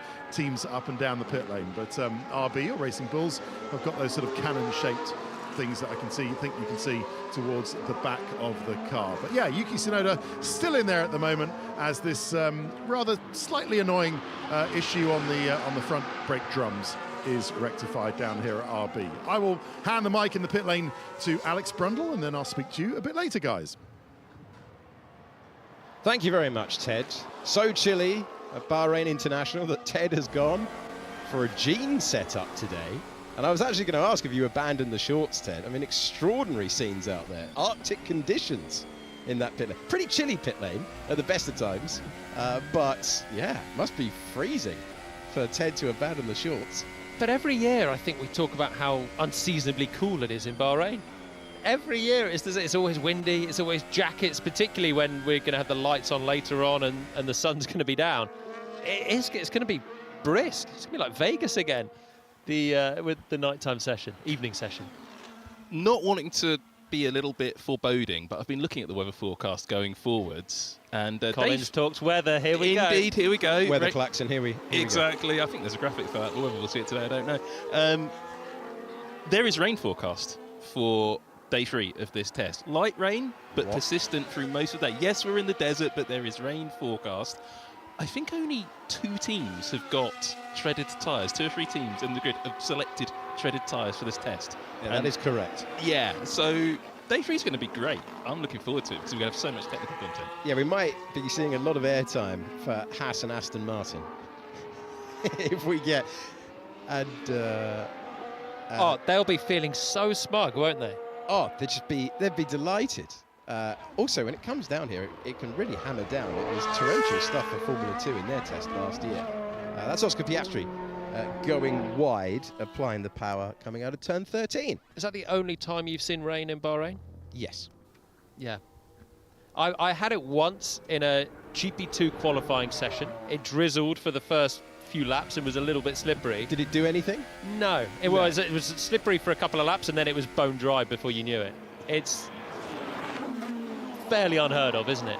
And jury's out whether it's actually going to come or not on Friday. And I think That's why 8 teams haven't bothered bringing any level of wets. But they could end up looking silly if it does come. You and I, Jolyon, have been driving, I think Alex, you might be with us as well, driving through a sandstorm on the way to the circuit here in Bahrain. Oh, sandstorms, yeah. Common. Yeah. That's every other year. And that actually has a big impact on the cars. This lower than expected temperature will be setting back some of these teams' run plans, because the next race, the first race of the season, is Melbourne. And that is a track where quite often it's nice and hot because, you know, you're in Australia. But rain isn't unknown at this time of year in Australia, in Melbourne. So having a bit of time on the wet tyres could be advantageous to those teams who choose to do that. It's difficult to imagine it, isn't it? And even then, we never get wet running. Ever since pre-season testing's moved to Bahrain, we've had the sandstorm days where really very little happens in an afternoon or a morning. And there's got to be some point in the season where you do unveil the wets and the inters, and then it's just trying to work out what they're doing and how you get the most out of them, where the crossover is. And if it comes on not a practice day, qualifying on the race, you're literally learning on the fly what's happening with these cars and those tyres. Of course, the fact that the cars haven't changed that much, for next year it'll be something else completely with the new regulations. But for this car, there's so much information they've got from last year already. Just as a bit of chat, we had a bit of chat from Ted, Alex, about the livery of the Racing Bulls car. Hold on. Sorry, have you just decided to bring up livery chat on your own? Well, it's because of this replay right here. This isn't a change of livery for Sauber. This red stuff down the side of the car isn't a change of livery. It's aerodynamic flow visualization dye. The team are studying how the air is flowing over the bodywork of the car. Now, if you're a regular viewer of us here and watch the free practice sessions with us, we talk about this all the time. But if you're new to Formula One testing, this is something you're going to see every single team do. You might even see some teams getting some sticky tape out, putting some bits of their granny's knitting wool along the side of the car to again, understand how the air is flowing across the body. And then you also will see at the beginning of each day, and maybe the beginning of the session this afternoon, looks like a big bit of scaffolding coming out there around the car. That's covered in airflow sensors, and it's just the teams trying to understand what the real airflow is doing over the real car, because all the development on these cars has been done in a wind tunnel at 60% scale, using a scale model, or in the virtual wind tunnel using a sort of computer version of real air, and none of them are exactly right. So the only real thing you can get is a real car on a real racetrack, and this is one of the first opportunities to get some significant running in, with a couple of teams approaching a full race distance now. Wow. And Fernando Alonso back out on track. Lengthy wait in the garage for him and Aston Martin. The fewest laps of anyone, 21. He's about to come over the line. He'll come over the line in the pits. In he comes then. Yeah, Fernando Alonso, 43 years young, as he brings his green Aston Martin back to the pit lane. And you can see Alex Brundle striding with purpose in the background there as he begins his pit lane shift for us. And Fernando Alonso, as Jolyon points out, fewest number of laps on the board. And they'll be hoping for a step forward after the disappointment last year, after they took an enormous leap forward the season before, then found themselves slipping back towards the very back of the field. The screens were up and have been removed. You're only allowed to put the screens up if you are making fundamental changes to the car, like taking the floor off the car. The rest of the time you've got to leave the garage open so that you at home, or maybe pretending to do some work and secretly watching us and testing, can have a look at the cars in all their 2025 spec glory. And of course, it's not just how you start the season, as we saw last year with McLaren's Miami Grand Prix update. It's how you develop through the campaign that is so important. But with a huge rule change coming for next year, will we see teams that don't get it right at the start of the year abandon things and go all in on 2026? More of the flow viz that Sam was talking about earlier on, as Liam Lawson continues out on the circuit, building up to start running once again, getting the nod for that team ahead of Yuki Tsunoda. It means that Lawson goes in with, realistically, and this is not a criticism, but he goes in with the least experience of anyone to be Max Verstappen's teammate, and they have had some very fine drivers alongside who have struggled in that role. Next up to bat, Liam Lawson, but doing so after a couple of cameo appearances, a super sub appearance, and then the main shot to assess whether it should be Lawson or whether it should be Tsunoda. and he completes his journey to be a full-time Formula One driver. This is his first full season.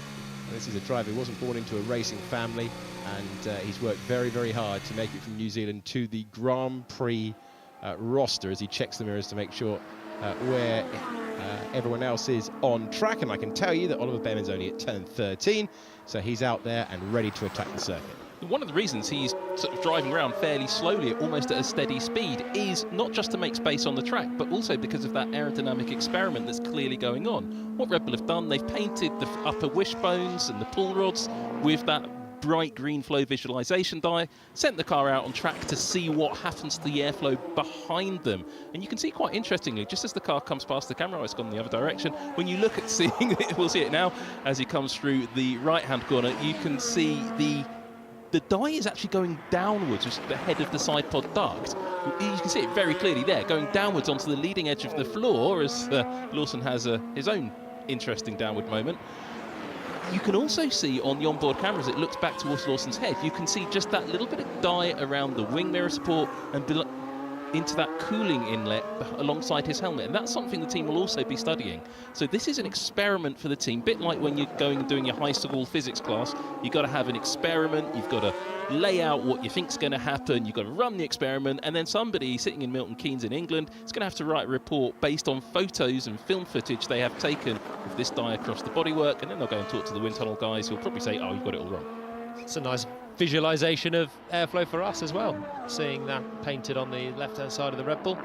This is a snappy, aggressive lap from Lawson. So he's on a C3 tyre. So far he's done his best lap on a C2, which is the hard. Everyone else has run a medium. There are 6 composite tyres for this year as well, up to the C6, but pretty much no one has opted for the softer range for this test. Only 2 teams have got anything softer than a medium for the test. So most of it's going to be run on the medium tyres. That was Lawson's first lap on a medium tyre, and it just looked like it wasn't hooked up at all on the rear end for him. First corner already was struggling for traction, and then same thing up at the turn 4 right-hander as well. He'll back off and probably go again, I'd have thought, with that one. Okay, ticking down to an hour to go. It's Alex Albon who has completed 39 laps, Liam Lawson 43, Lewis Hamilton 42 laps as he begins life at Ferrari. You're looking at a replay of what has been, we have to say so far, no major moments off the racetrack, but whoa, there was a lot of oversteer for Lawson to catch at turn 4. Well, that is as big a moment as we've seen so far in the day, isn't it? 3 hours in, we've seen now 2 turn 4 moments like that for Liam Lawson, 1 for Hamilton in the Ferrari. We've seen a couple of drivers run wide, Hamilton and Doohan at turn 11, but that was an armful of opposite lock there for Liam Lawson. So as you go for a step softer tyre, typically you pick up more rear grip. You pick up more rear, you get better traction, and then you add some front wing or some front end to make the most of that in terms of getting a balance. But maybe Red Bull, they're overcooking it, or perhaps in these cool temperatures, Lawson undercooking the outlap, and he just didn't get that rear axle fired up. And you're expecting to feel a little bit more grip than when he's last been out on track. Gets his right foot down, and the car's just sliding away as the rear axle just doesn't grip the asphalt. So Lawson is on a slow lap right now, coming through into the final sector, and we'll see if he does go for another push. But the most aggressive of the snaps that we've seen so far, nicely held. It was indeed. You're looking at Lewis Hamilton on track again for Ferrari. They're taking that wide as possible entry into turn 4. You can see that the painted part of the circuit beyond the white line is actually rubbering in. They've done so many laps going wider and wider, trying to carry as much speed as possible into the crucial turn 4, one of the best overtaking opportunities around this lap, because Bahrain this year, not the season opener as it has been in recent times. So we're doing testing here, then we're going to Australia, and then we find ourselves with Bahrain moved into the middle of the season. So slightly new phenomenon for everyone to test at one venue and move to another, as Hamilton continues behind the wheel. He's on his way to log his 44th lap. A decent halt so far for Hamilton this morning. Looks like the car's now pretty laden with fuel. You can see it just being lazy with understeer through turn 13 at the top of the hill. Same at turn 11. little jockey of the wheel as he came through the final corner. Small corrections now as there's going to be a chunk of fuel in this Ferrari. It could be 100 kilos race fuel now that Hamilton's doing on the first morning of testing already. Let's go. Sorry, Sam was going to tell us something absolutely thrilling, I'm sure, and we will leave you in suspense because over the bumps, they've tried to smooth out the bumps down to turn number 1. Let's just have a look whether they have. Yeah, that used to be far more bumpy down there into the first turn. Spark still, and the underside of the car rubbing on the bumps down to turn 1, but nothing compared to previous years. I think what I was going to point out is just answer the question that is inevitably being asked by people sitting at home or sitting in their office, probably trying to work. What are those twinkling little lights in the side pod of the Ferrari? Those are little sensors that just look forward to see what the front tyres are doing. Ferrari tend to use them in testing quite a lot. They might not use them all the way through the test, but we've seen them use them here repeatedly. You won't see that when we get to Melbourne and go into the competitive sessions. You might see a little bit in free practice, but probably not. Okay, let's go downstairs to the pit lane where we can check in for the first time with Mr. Alex Brundle. Hi, Brundle. Hello there. Just checking on one of our Formula 2 graduates, Kimi Antonelli. A decent amount of work done on the left front of this car. They've been looking around the brake ducts and also the braking system on the left front, as they were earlier on in the day as well. Work done as well on the left-hand side of the floor for Antonelli. A chance, while we're here, to look at one of the developments for the Mercedes this year. It's just going to be obscured ever so slightly by the jack. But this front lip in front of the nose on the front wing is new for this year. It's a development on the car. The idea of it is to try to give the car a little bit more low-speed downforce. That's where they've been struggling. James Allison over the winter saying we're trying to make the car rotate, if we can, in the slower and medium-speed corners. This little sort of fat lip on the front wing is a strategy to do that, along with a little bit of a reprofile to the rear of the car, the side pod, much more of an undercut through the lower section of the side pod to try and work the rear floor much harder. But Antonelli will be back out on track shortly. And one of those drivers, as you've been saying, guys, who's been borrowing a lot of extra track around the racetrack on the entry, particularly down in turn 4, which could be why the left-hand side of that floor is needing a little bit of attention. But progressing on with the program down here at Merck. Big moment, and the first big moment of the test comes for Liam Lawson, exiting turn 3, and he's avoided the gravel, but you can see the effect it's had on his Pirelli tyres. And Lawson, currently second fastest, has a moment, but crucially keeps it out of the barriers.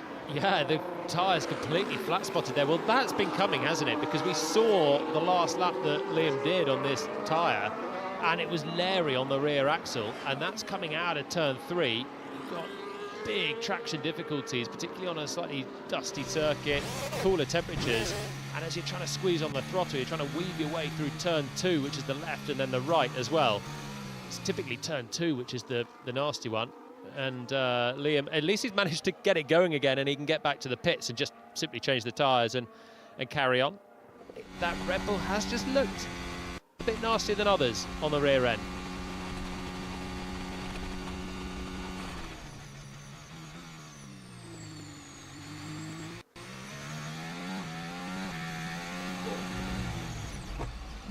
It's a big moment.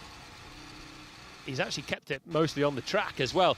The car got loose very early into that turn 2, so we can see here he has to fight the car already there at the apex, and then the speed picks up and he's kept his foot in, gets out wide to the curb, but the car is still moving around underneath him, and then finally an overcorrection that is going to send him spinning. There's one big load of opposite lock, then the rest, and nothing he could do that time. Nice car control up until now, and that time just too much. Anchors it on the brakes, that's what's going to flat spot all 4 tyres, but just about saves it from the gravel as well. I'm just having a look at something here, Jolien. I'm not sure if it's wheel hop on the apex or he just clips the curb. He just clips the curb, and that little lift of the left front seems to unsettle the car slightly, and I don't know if that's just the nature of what happened.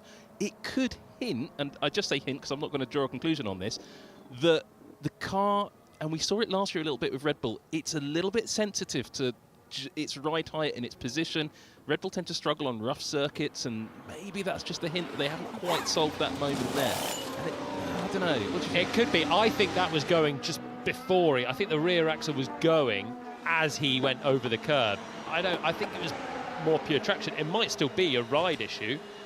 It could, I mean, if you've not got compliance there, it's a lower speed section of the track, but it's not a bit smoother than the way in as well. But certainly looks difficult to drive at the moment. That's the first thing I think we can take away from watching this morning, is that Lawson has been fighting the rear end of the car. He's actually done a very good job so far in it, but the spin is not a shock when you see what the other cars are doing. It just looks a bit more nervous on the rear. There will be 9 teams in factories, 10 teams actually, with a new team joining next season. Screen grabbing, that shot we just saw. Red Bull won't be that team. They'll be a bit grumpy because everybody's got to see what their flow visualization is doing down their side pod, with lovely footage there from the pit lane. And the teams absolutely hate you having a good look at their flow visualization, Di, because you're giving away the invisible secret of every Formula One car, how the airflow is actually working. And all the other teams will be going off to the wind tunnel going, does ours do this, or are we doing something? Could we do it better? Could we do it worse? Well, that's the main headline moment from the running so far in the opening hours of the pre-season test. 3 days of running, 8 hours all the way through. And we've got Alex Albon ahead of Liam Lawson, and then it's Hamilton. And then this man, Jack Doohan, getting the promotion to Formula One.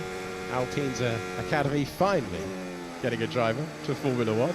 And Jack Doohan behind the wheel, son of the motorcycle great Mick Doohan, and the family delighted to find Jack behind the wheel, given the opportunity. He was a multiple race winner in Formula 2, crucially in the season that he was targeting the championship in Formula 2, just did not have the car for the first couple of races. Once they found the solution to the problem, week in, week out, he was running at the front of the field. He is a driver who has benefited from a lot of private testing as well. That gave the team the data and the confidence to promote him to the full race team. And he gets that opportunity alongside Pierre Gasly. And we ride on board with him as he heads to turn number 4. Nice looking car on board, isn't it? The pink and the blue of the Alpine. We haven't seen it too much this morning. I'm glad they've gone for an actual livery this year.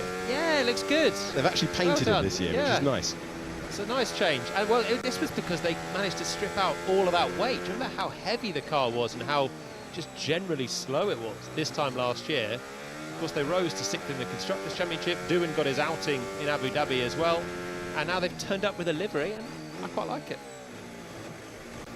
I think that's actually one of the trends of this season. There's a lot of paint on the cars, or wraps if they choose that option, but the weight issues were a big issue at the start of last season, but a lot of teams have combated that. Most teams have turned up at the start of this season, possibly with a little bit of a nudge from the Formula One organisation and from the FIA to paint their cars and not have them in bare carbon. But also, I think most of the teams are at or under the weight limit. They've solved their weight problems. Which is good news for everyone. Car scraping on the floor as he heads to the final big break. He's owned loads of big stops. It's a good test for how well your car can brake around this circuit. And Doohan has also got some fuel on board, and again scraping his way over the line, 4 seconds away from the top spot, which is now Kimi Antonelli.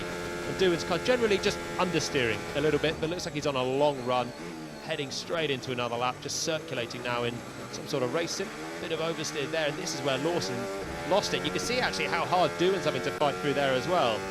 Traction very difficult, tyres spiking in temperature with every slide and bit of wheel slip you get as well, and just nursing it through there on a consistent run. But again, fighting it is getting more oversteer as we're riding on board with him. Turn 4 has been precarious so far today. Kimi Antonelli making the difference in the final sector of the racetrack. His 53rd lap of the day is good enough to go top of the pile. We'll tell you the times, we'll tell you the caveat that we don't know the fuel loads, the engine modes, and it is only the opening day of testing. Although George Russell did say you realistically know within about 5 laps whether you can have a good season or a bad season. Does Jolyon Palmer agree with George Russell? Well, no, I don't actually, because I don't... Controversy, here we go. Well, I just think the game's moved on. I think you can tell if your car is roughly doing what you want it to do. First thing you need to do in pre-season is to find a balance. Then you need to know if you've got downforce and grip or not, if you've got sort of brake locking issues, if you've got anything else that's sort of creating snaps. But once you get a balance and you've got grip, you're in a good position. So from that point of view, yes, the drivers will know if they're feeling confident, they can attack the corner entries, they're not worried about the car snapping as Lawson had and Doohan had on the last lap as well. You want to have a good baseline. Where I disagree with George is just how long the season is and how much can change. We saw last year Sergio Perez started very well in the season, was there or thereabouts with Max early on, was picking up the podiums, and it absolutely derailed for him, and it did for Red Bull generally. They could not possibly have known that. Two little bits of things I wanted to draw your attention to. One has just gone off your screen. I'll bring it up next time we go on board with the Alpine.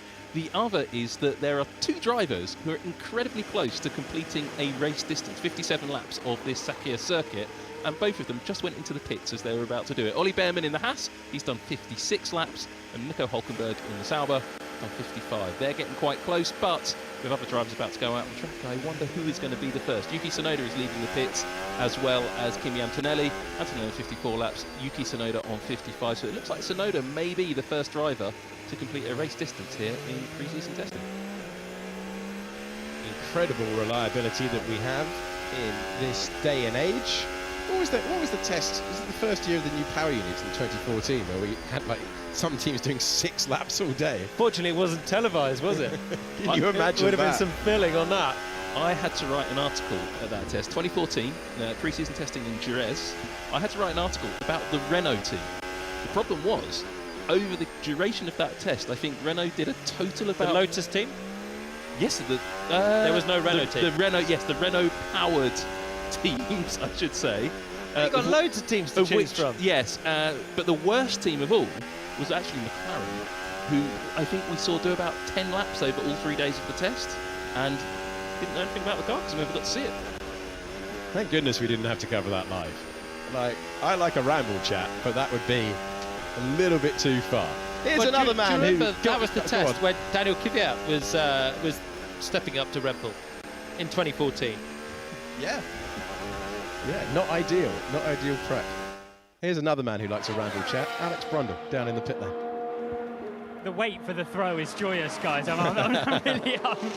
I'm always interested in your ramble chats. Ollie Bearman stops just short of a race distance. That would have been very satisfying, wouldn't it? First car across the line to achieve that.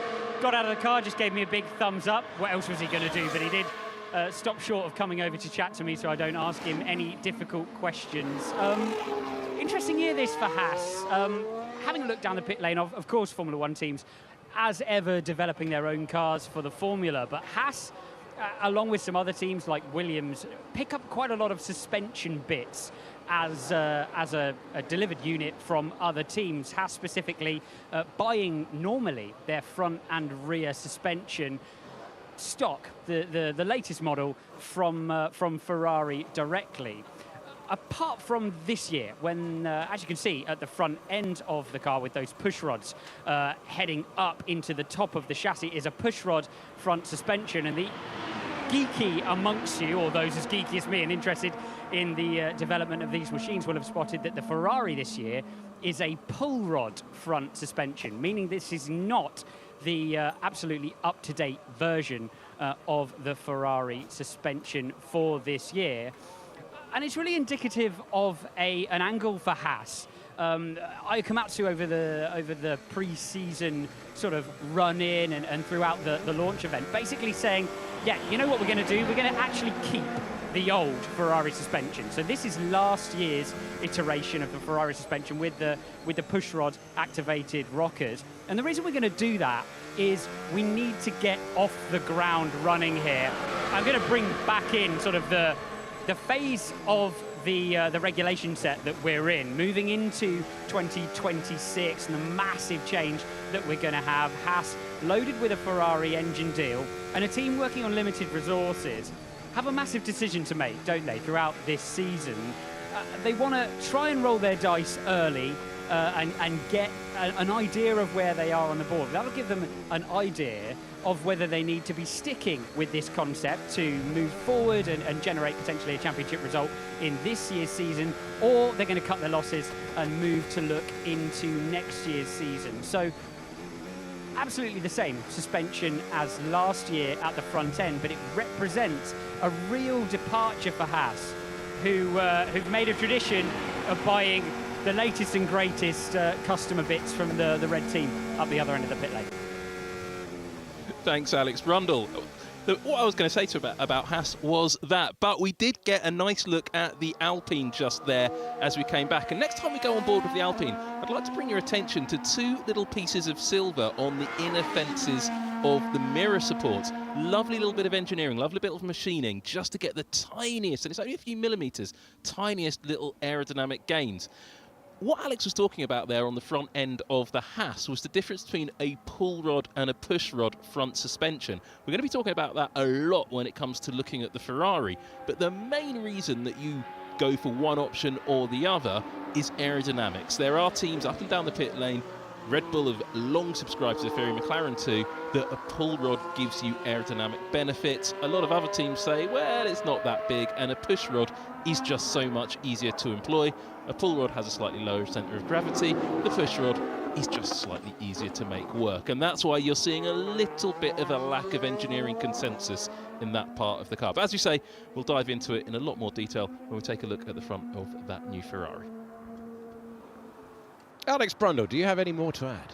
Yeah, it's really interesting, isn't it? Because throughout the rest of motorsport, or really the less aerodynamically dominated areas of motorsport, the concept of arranging your front suspension to condition the air to flow under the chassis in exactly the way you want it to is it just seems totally wild. But that is what we're seeing in this set of regulations. Really, teams effectively saying, look, whatever the geometry we end up with to get our suspension in exactly the right place, we'll deal with and we'll sort out. What's really important is using all the furniture at the front of the car, the front wing, the suspension, and everything that goes along with it to make sure that we're getting the air absolutely where we need it. And obviously that, the more resource you have, the more effectively you're going to be able to do that. But sort of a fascinating insight into parts of a racing car which, you know, in non-development formula you'd never believe would be used in that kind of methodology. So yeah, always great to see development season, isn't it? I bet Sam has pictures all over the commentary box. I'd like to be there to see how many screens he's got actually working on all the various designs. It's just one, Alex, but on the laptop, he's forgotten his charger, so it's gone off now. But it was making.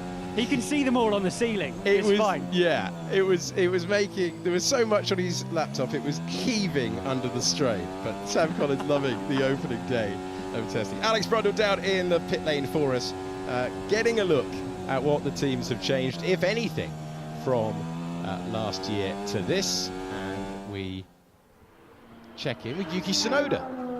One of the best liveries in the field for this year. I don't think there's any arguing about that. They've given the people what they wanted, effectively brought back the white ball, as they termed it, the Honda tribute livery from the Turkish Grand Prix a couple of years ago that the senior team ran. I'm slightly struggling to see this not as a Red Bull, because the Red Bull have actually run this livery and it's got Red Bull plastered all over it as well. But it is a nice livery. Yuki Tsunoda with a massive point to prove, I think, this year. It feels like he's had a point to prove every year, Yuki. Whether he was trying to stay in Formula One and Pierre Gasly was leading the team as AlphaTauri, then leading the team, beating various teammates, Nick de Vries, Daniel Ricciardo, and then Liam Lawson, let's not forget, last year. And yet still he's here. Lawson's up in the main team, and Yuki's got another young charging teammate, Isaac Hadjar, Formula 2 runner-up, and he's got to try and beat someone else in that car and lead the team. I think Red Bull will hope, I think, that Racing Bulls can become a bit more competitive in that field. There was huge hope this time last year, wasn't there? And they just sort of petered out. But certainly aspirations for this team to get much closer to the top four. This team, in various names, has won 2 different races, both at Monza, one with Sebastian Vettel, one with Pierre Gasly. Now, Yuki Tsunoda, while he's not driving a Red Bull, he's driving a Racing Bull. That Racing Bull has an awful lot of Red Bull bits in it. It's got Red Bull suspension, a Red Bull gearbox, it's got the same Honda power unit as the Red Bull, and it's got quite a lot of other Red Bull little bits and pieces in the design of that car. It's perfectly allowed, and it's not quite as extreme as what Haas is doing, but also looking at the aerodynamic design of the car and the overall concept, pretty similar to last year's Red Bull, isn't it? It's like a Red Bull away day, isn't it? It's the away kit for Red Bull.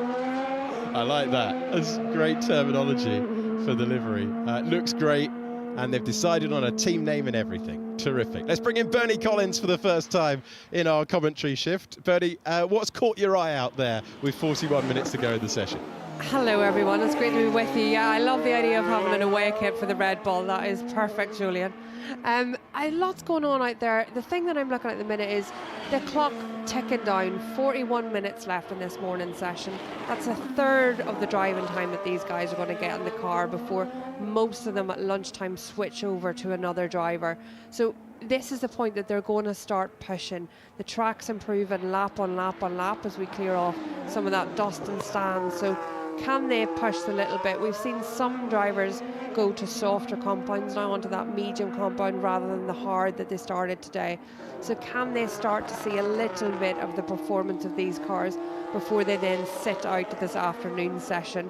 Team will be nervously watching, thinking we want to push a little bit, not so much that these cars make it out for the afternoon as well. So lots more to come, I think. It's a nice track for that, though, isn't it? It used to be Barcelona, the traditional pre-season. Jerez was the track where Daniel Kvyat, it was 2015, and he crashed the Red Bull straight away and only did 18 laps without a front wing because they didn't have the spares. At least here in Bahrain, surely as a team member, you sort of relax a bit, thinking the barriers are further away, you've got a bit more leeway. It is definitely a track for that, Julian. I think you're right. There is a lot of runoff in a lot of these areas. It's not as bumpy as some tracks. The curbs aren't so aggressive. So there is this is a nice track for testing those things.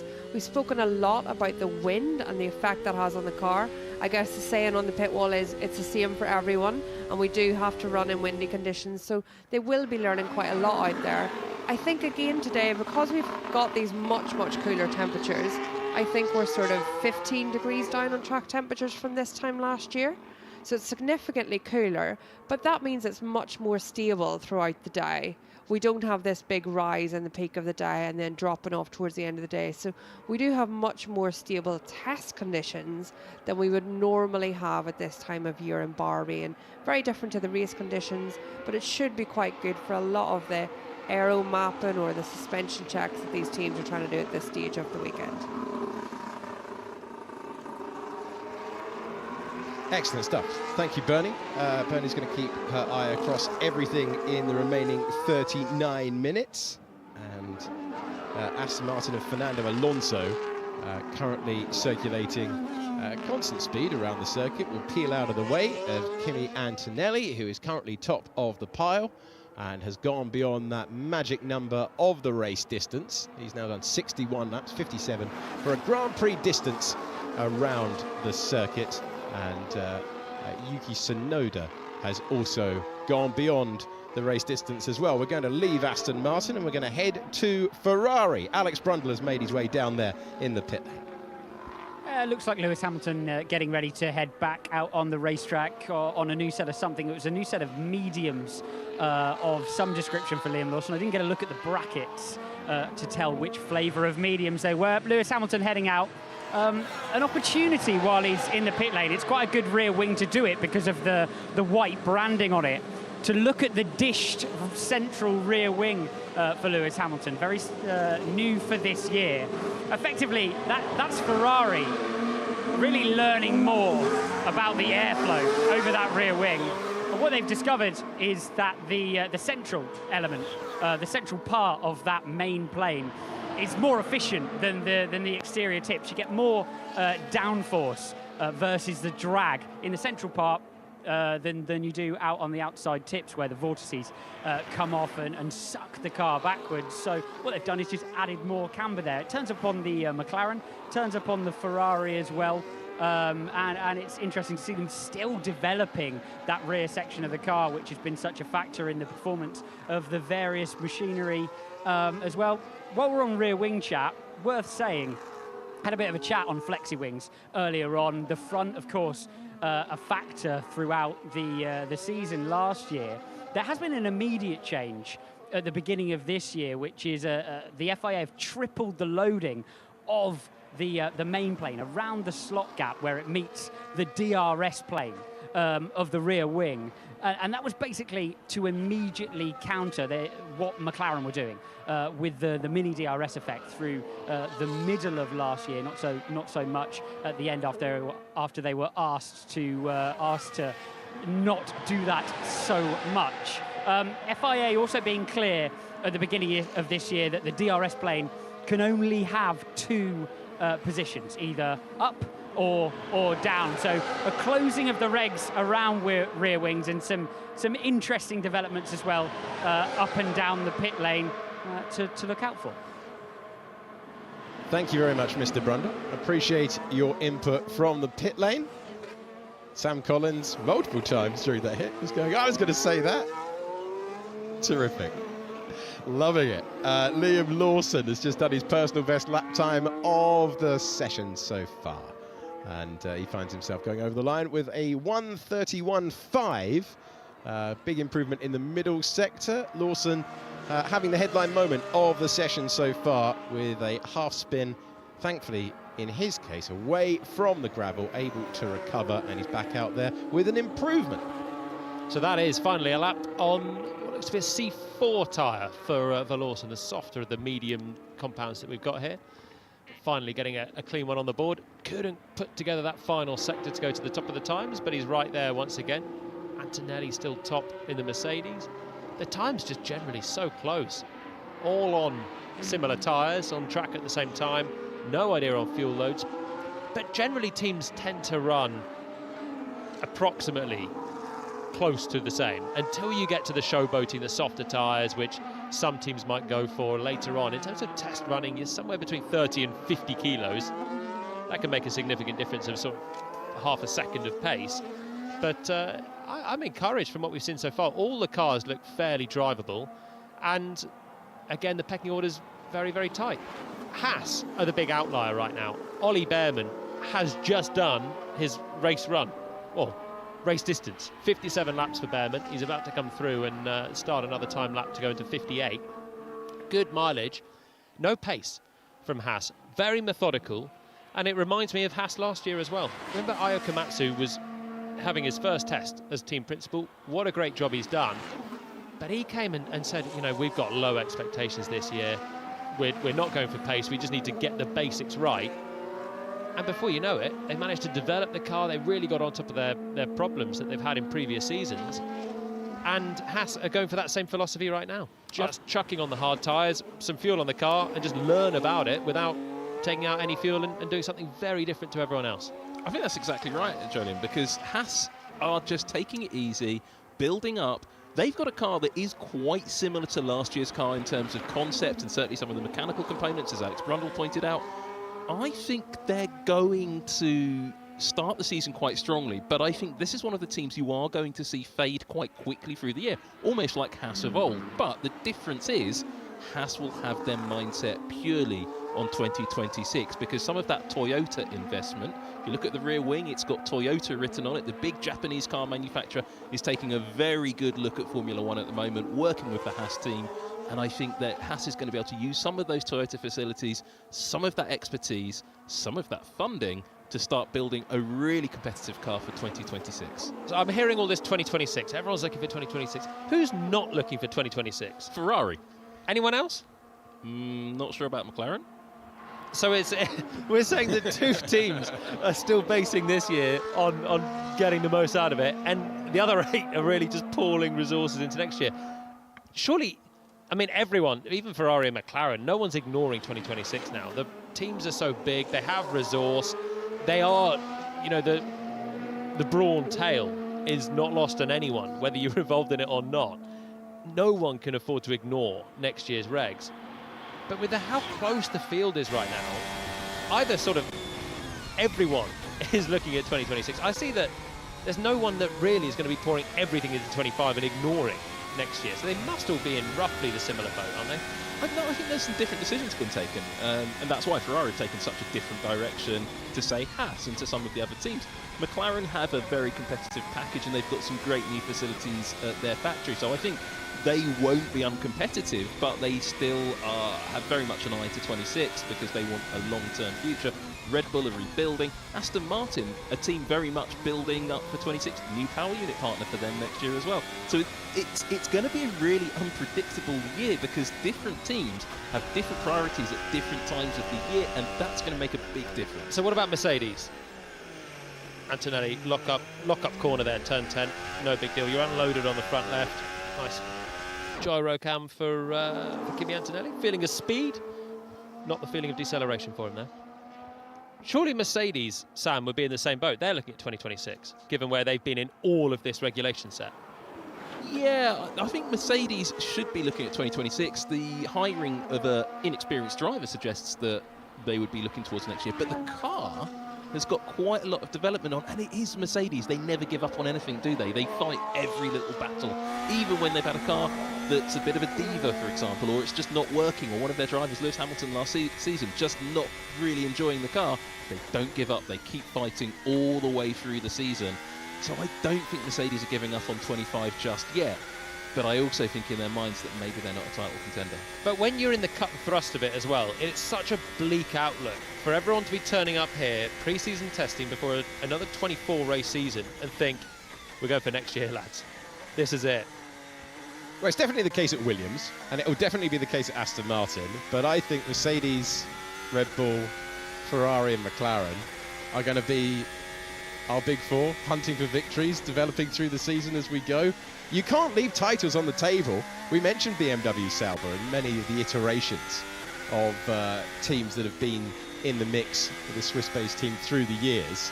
They had a fantastic chance to win the championship in 2008, put all of their eggs in the basket for 2009 and got brawned.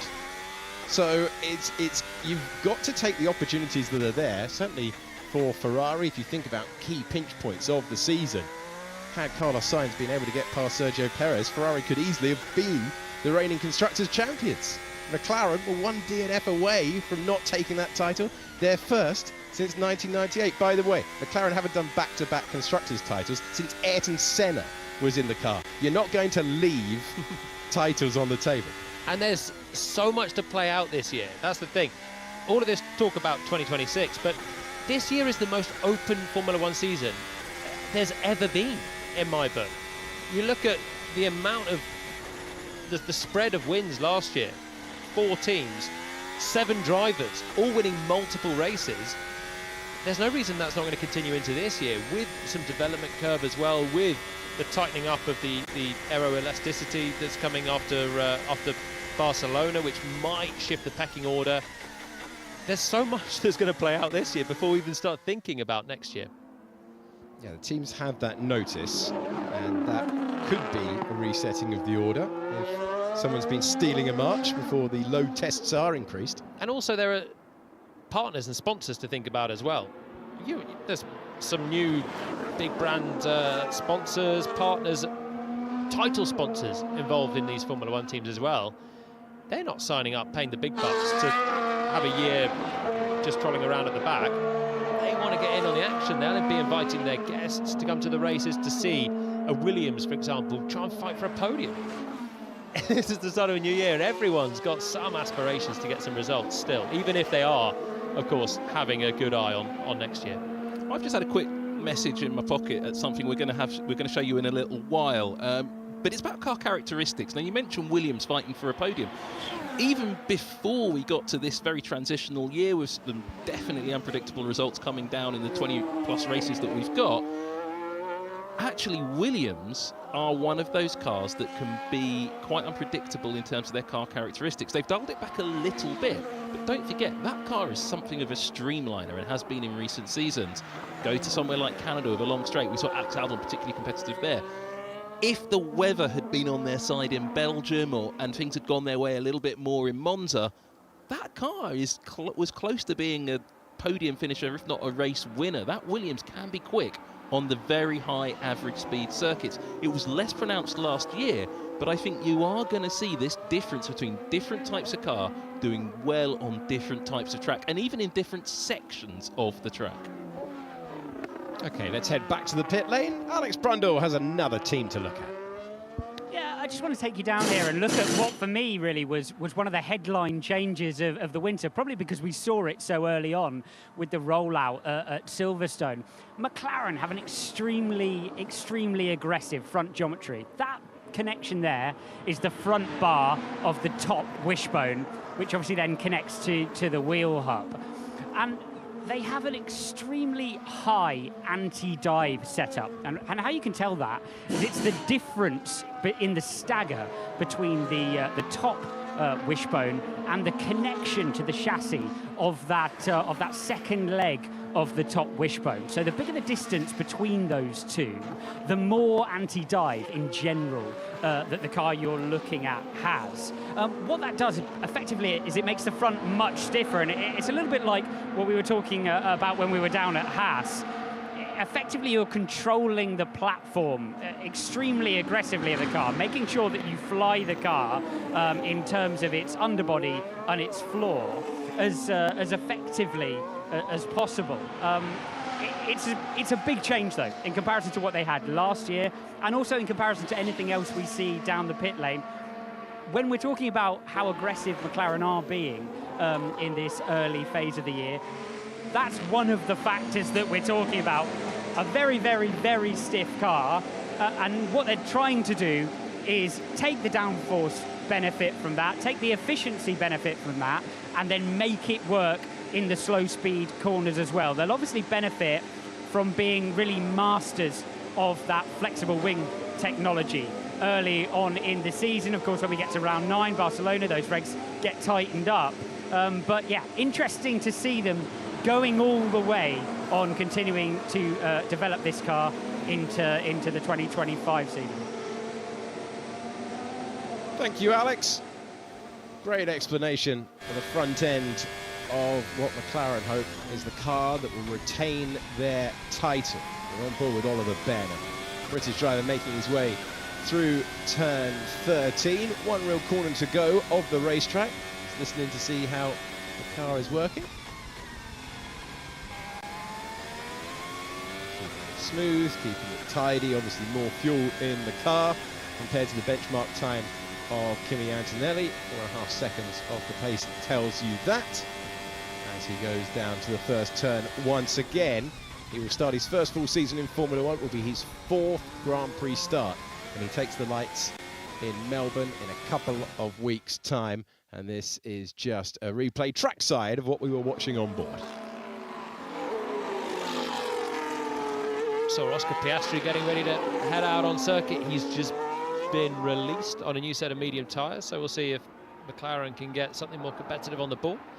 They're not far away, though, are they, in terms of the pace? Not that they'll be looking at that at the moment, but Piastri, here we go, on an outlap right now, on a C3 tyre. So the 3rd hardest in our 6-tyre range that we've got now. Piastri, you want to just... It's a difficult balance. Normally you'd be going on a abrasive circuit like this. You'd be going for a really tentative outlap, trying to keep the rear tyres nice and cool so they can hang on for the full lap. This is going to be the race time when we get to Bahrain. This is going to be the qualifying time. So even though it's kind of hard for the range that we've got total for testing here, this will be the red walled soft tyre when we come back racing next month in Bahrain. So this is a relevant test really for McLaren and for Oscar to get a feel on what is going to be a softer tyre. Right on board with him, making sure that everything's in the right window. Don't go too quick through the high speed on this outlap. Keep the temperatures in check. And this is a properly nursing it outlap for Oscar. And then hopefully we'll see him into a flyer after just one more corner over the brow. He's got Alex Albon somewhere in his mirrors that he wants to stay clear of. Nice bit of margin still. And here we go, a flying lap with Oscar Piastri coming up now. Well, we hope so, otherwise it's going to be more filling for you, isn't it? I was ready for him to dive into the pit lane there. The amount of time you tee that up. Heading to turn number 1. Driver on the brink of starting his 3rd season in Formula 1. and actually not sparking nearly so much on the main straight compared to a lot of the other cars, the McLaren there. It's probably raised slightly, but still fighting his way through turn 2, which has been tricky for everyone, where Liam Lawson had his spin earlier on. Looking back at the driver now, heading in towards turn 4. And it all looks very, very sedate. He's backed off there after the big slide at turn 2. So after all that build-up, we'll wait for another lap with Oscar. Good couple of corners, though. Enjoyed it. Enjoyed it. Well, it was Larry. So it's not just the Red Bull that's been sliding. We've seen Hamilton having some slides as well, and now a McLaren that was the same tyre as Lawson earlier on, having a similar moment. So everyone fighting kind of similar issues at the same corners. Turn 2, traction very difficult out of 1 into 2, and where Lawson sort of spun 2 into 3. And then the other one is the very next corner, turn 4. The right-hander, medium speed, you come over the crest, the car gets unloaded, and a lot of drivers have been just fighting inherent oversteer there. And then you come to turn 11, you've got a bit of an understeer balance, over the crest here with Albon, and a lot of drivers with a bit of wind now. You can see the palm trees swaying in the breeze. A lot of drivers fighting the oversteer there. So I'm seeing that the cars are generally fairly well balanced, and it's actually just a bit of wind direction and strength that's causing the cars to all kind of have a similar balance from what we can see. Focusing at the moment of the Williams out on the circuit, and Alex Albon coming over the line, currently third fastest. Just a reminder that testing times more about mileage at this stage. It's a systems check day. It's a day where the drivers are pushing on, though. And that moment for Liam Lawson.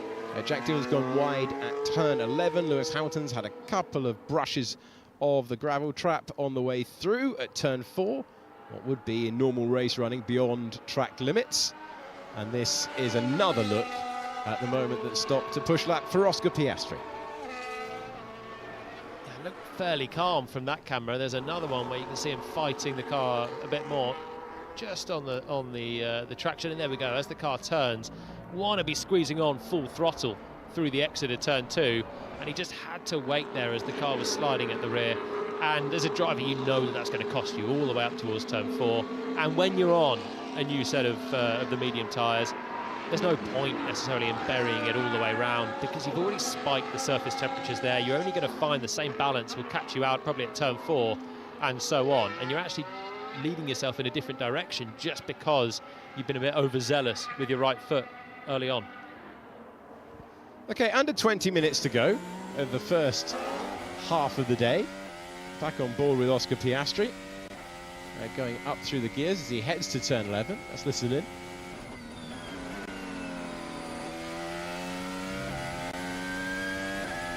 So he makes his way through, looking for a cleaner lap than we saw last time.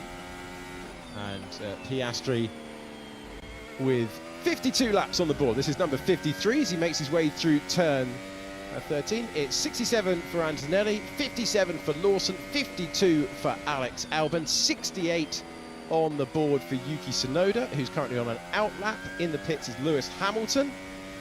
He's put 61 laps on the board, 60 for Jack Doohan. Fernando Alonso, fewest on the board on 39. There's Piastri on 53, 55 for Hulkenberg. Ollie Bearman, last on the timing page, but over a race distance for the Haas team with their new lineup. We've got Bearman in the car for the morning. In the first session, we've got Ocon behind the wheel later on. That is beyond track limits for the man from Melbourne. And that was Piastri. This is plunging down the hill. Wonderful place to watch Formula 1 cars trackside, and avoiding the apex for Ollie Bearman. And this is what it looked like on board. Yeah, is it a right front lockup that he's going to have there? It is just a wisp of a bit of smoke there, and he immediately released the brakes and applied again. Don't want to destroy that set of tyres if you don't have to on a test day. So Bearman, yeah, well wide of the apex. That turn 8 down the hill right hand is a tricky one. Comes at you very quickly, got a lot of lateral load on the car coming through the 5, 6, 7 chicane. And Bearman on the harder tyres, still with plenty of fuel on board, I'm sure. Just snatching the brake, but no harm done. You've got to be locking the brakes today. You're a rookie in the car. This is the time where you've got to feel just how hard you can brake, how late you can brake, how much steering angle you can carry, and speed into the apexes. So that's just part and parcel of getting up to speed in your car. Going back to Liam Lawson, who's doing the early running for Red Bull today. We see the world champion in the car. And Lawson finding himself in second position with those 58 laps on the board.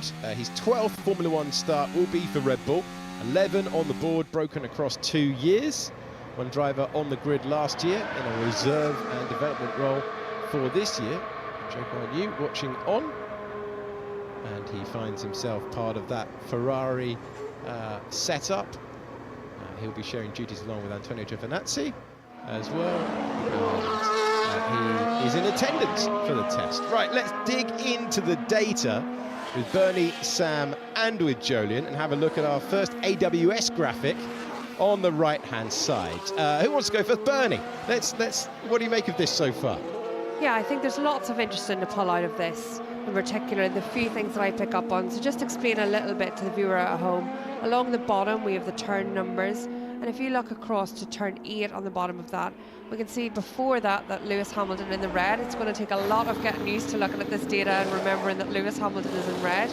But he's gradually gaining time on Fernando Alonso. That graph is gradually moving up. Then at turn 8, a mistake means he drops all that time. So though the difference between the two drivers at the end of the lap is 0.04, in that single corner Hamilton loses 0.4 against Alonso. So the potential should be much higher. Someone just scribbled all over my graph. That's gone really well. That's gone really well, hasn't it, Thanks Bernie? to whoever did that. Someone doesn't like my commentary on this, I think. I was enjoying every insight that you were able to bring us. I'll tell you exactly what's happened there. Sam Collins did that earlier, tried to test it, and now that is loaded. Anyway, hopefully we've cleared it. It's all good. Where were we? So yeah, that turn 8, a bit of a mistake there for Hamilton. And what we can see on the map just above it, it's coloured red where Hamilton's stronger, the sort of turquoisey green where Alonso's stronger. And you can see through the high speed in particular, coming up to that turn 8 corner is where the Ferrari at this stage doesn't look as fast or doesn't look as strong as the Aston Martin. But interesting to see what Jolyon and Sam pick out of it. So I think the biggest thing that I'm seeing is the straight line speed difference between the Ferrari and the Aston Martin. Bearing in mind, we always say the usual caveats, so we don't know the engine modes or the fuel levels. Through the corners, actually, generally, there's not much to choose, apart from turn 8, as you mentioned, Bernie, where there's a 4/10 gain that Fernando makes, presumably with Lewis having a small error which costs him apex speed. But apart from that, you see the trend on all of the straights is going up, which means Hamilton's gaining on the straights, which tells me Ferrari are running a little bit more engine performance on Lewis's car at the moment than Fernando's getting out of the Aston Martin, or they've just got a load more grunt or less downforce. It could be any of those things, but generally at this stage I'd say they've just got the wicks slightly more turned up, and actually considering that both teams could be probably a little bit quicker. There's at least 4/10 half a second in Aston Martin engine performance, you'd have thought.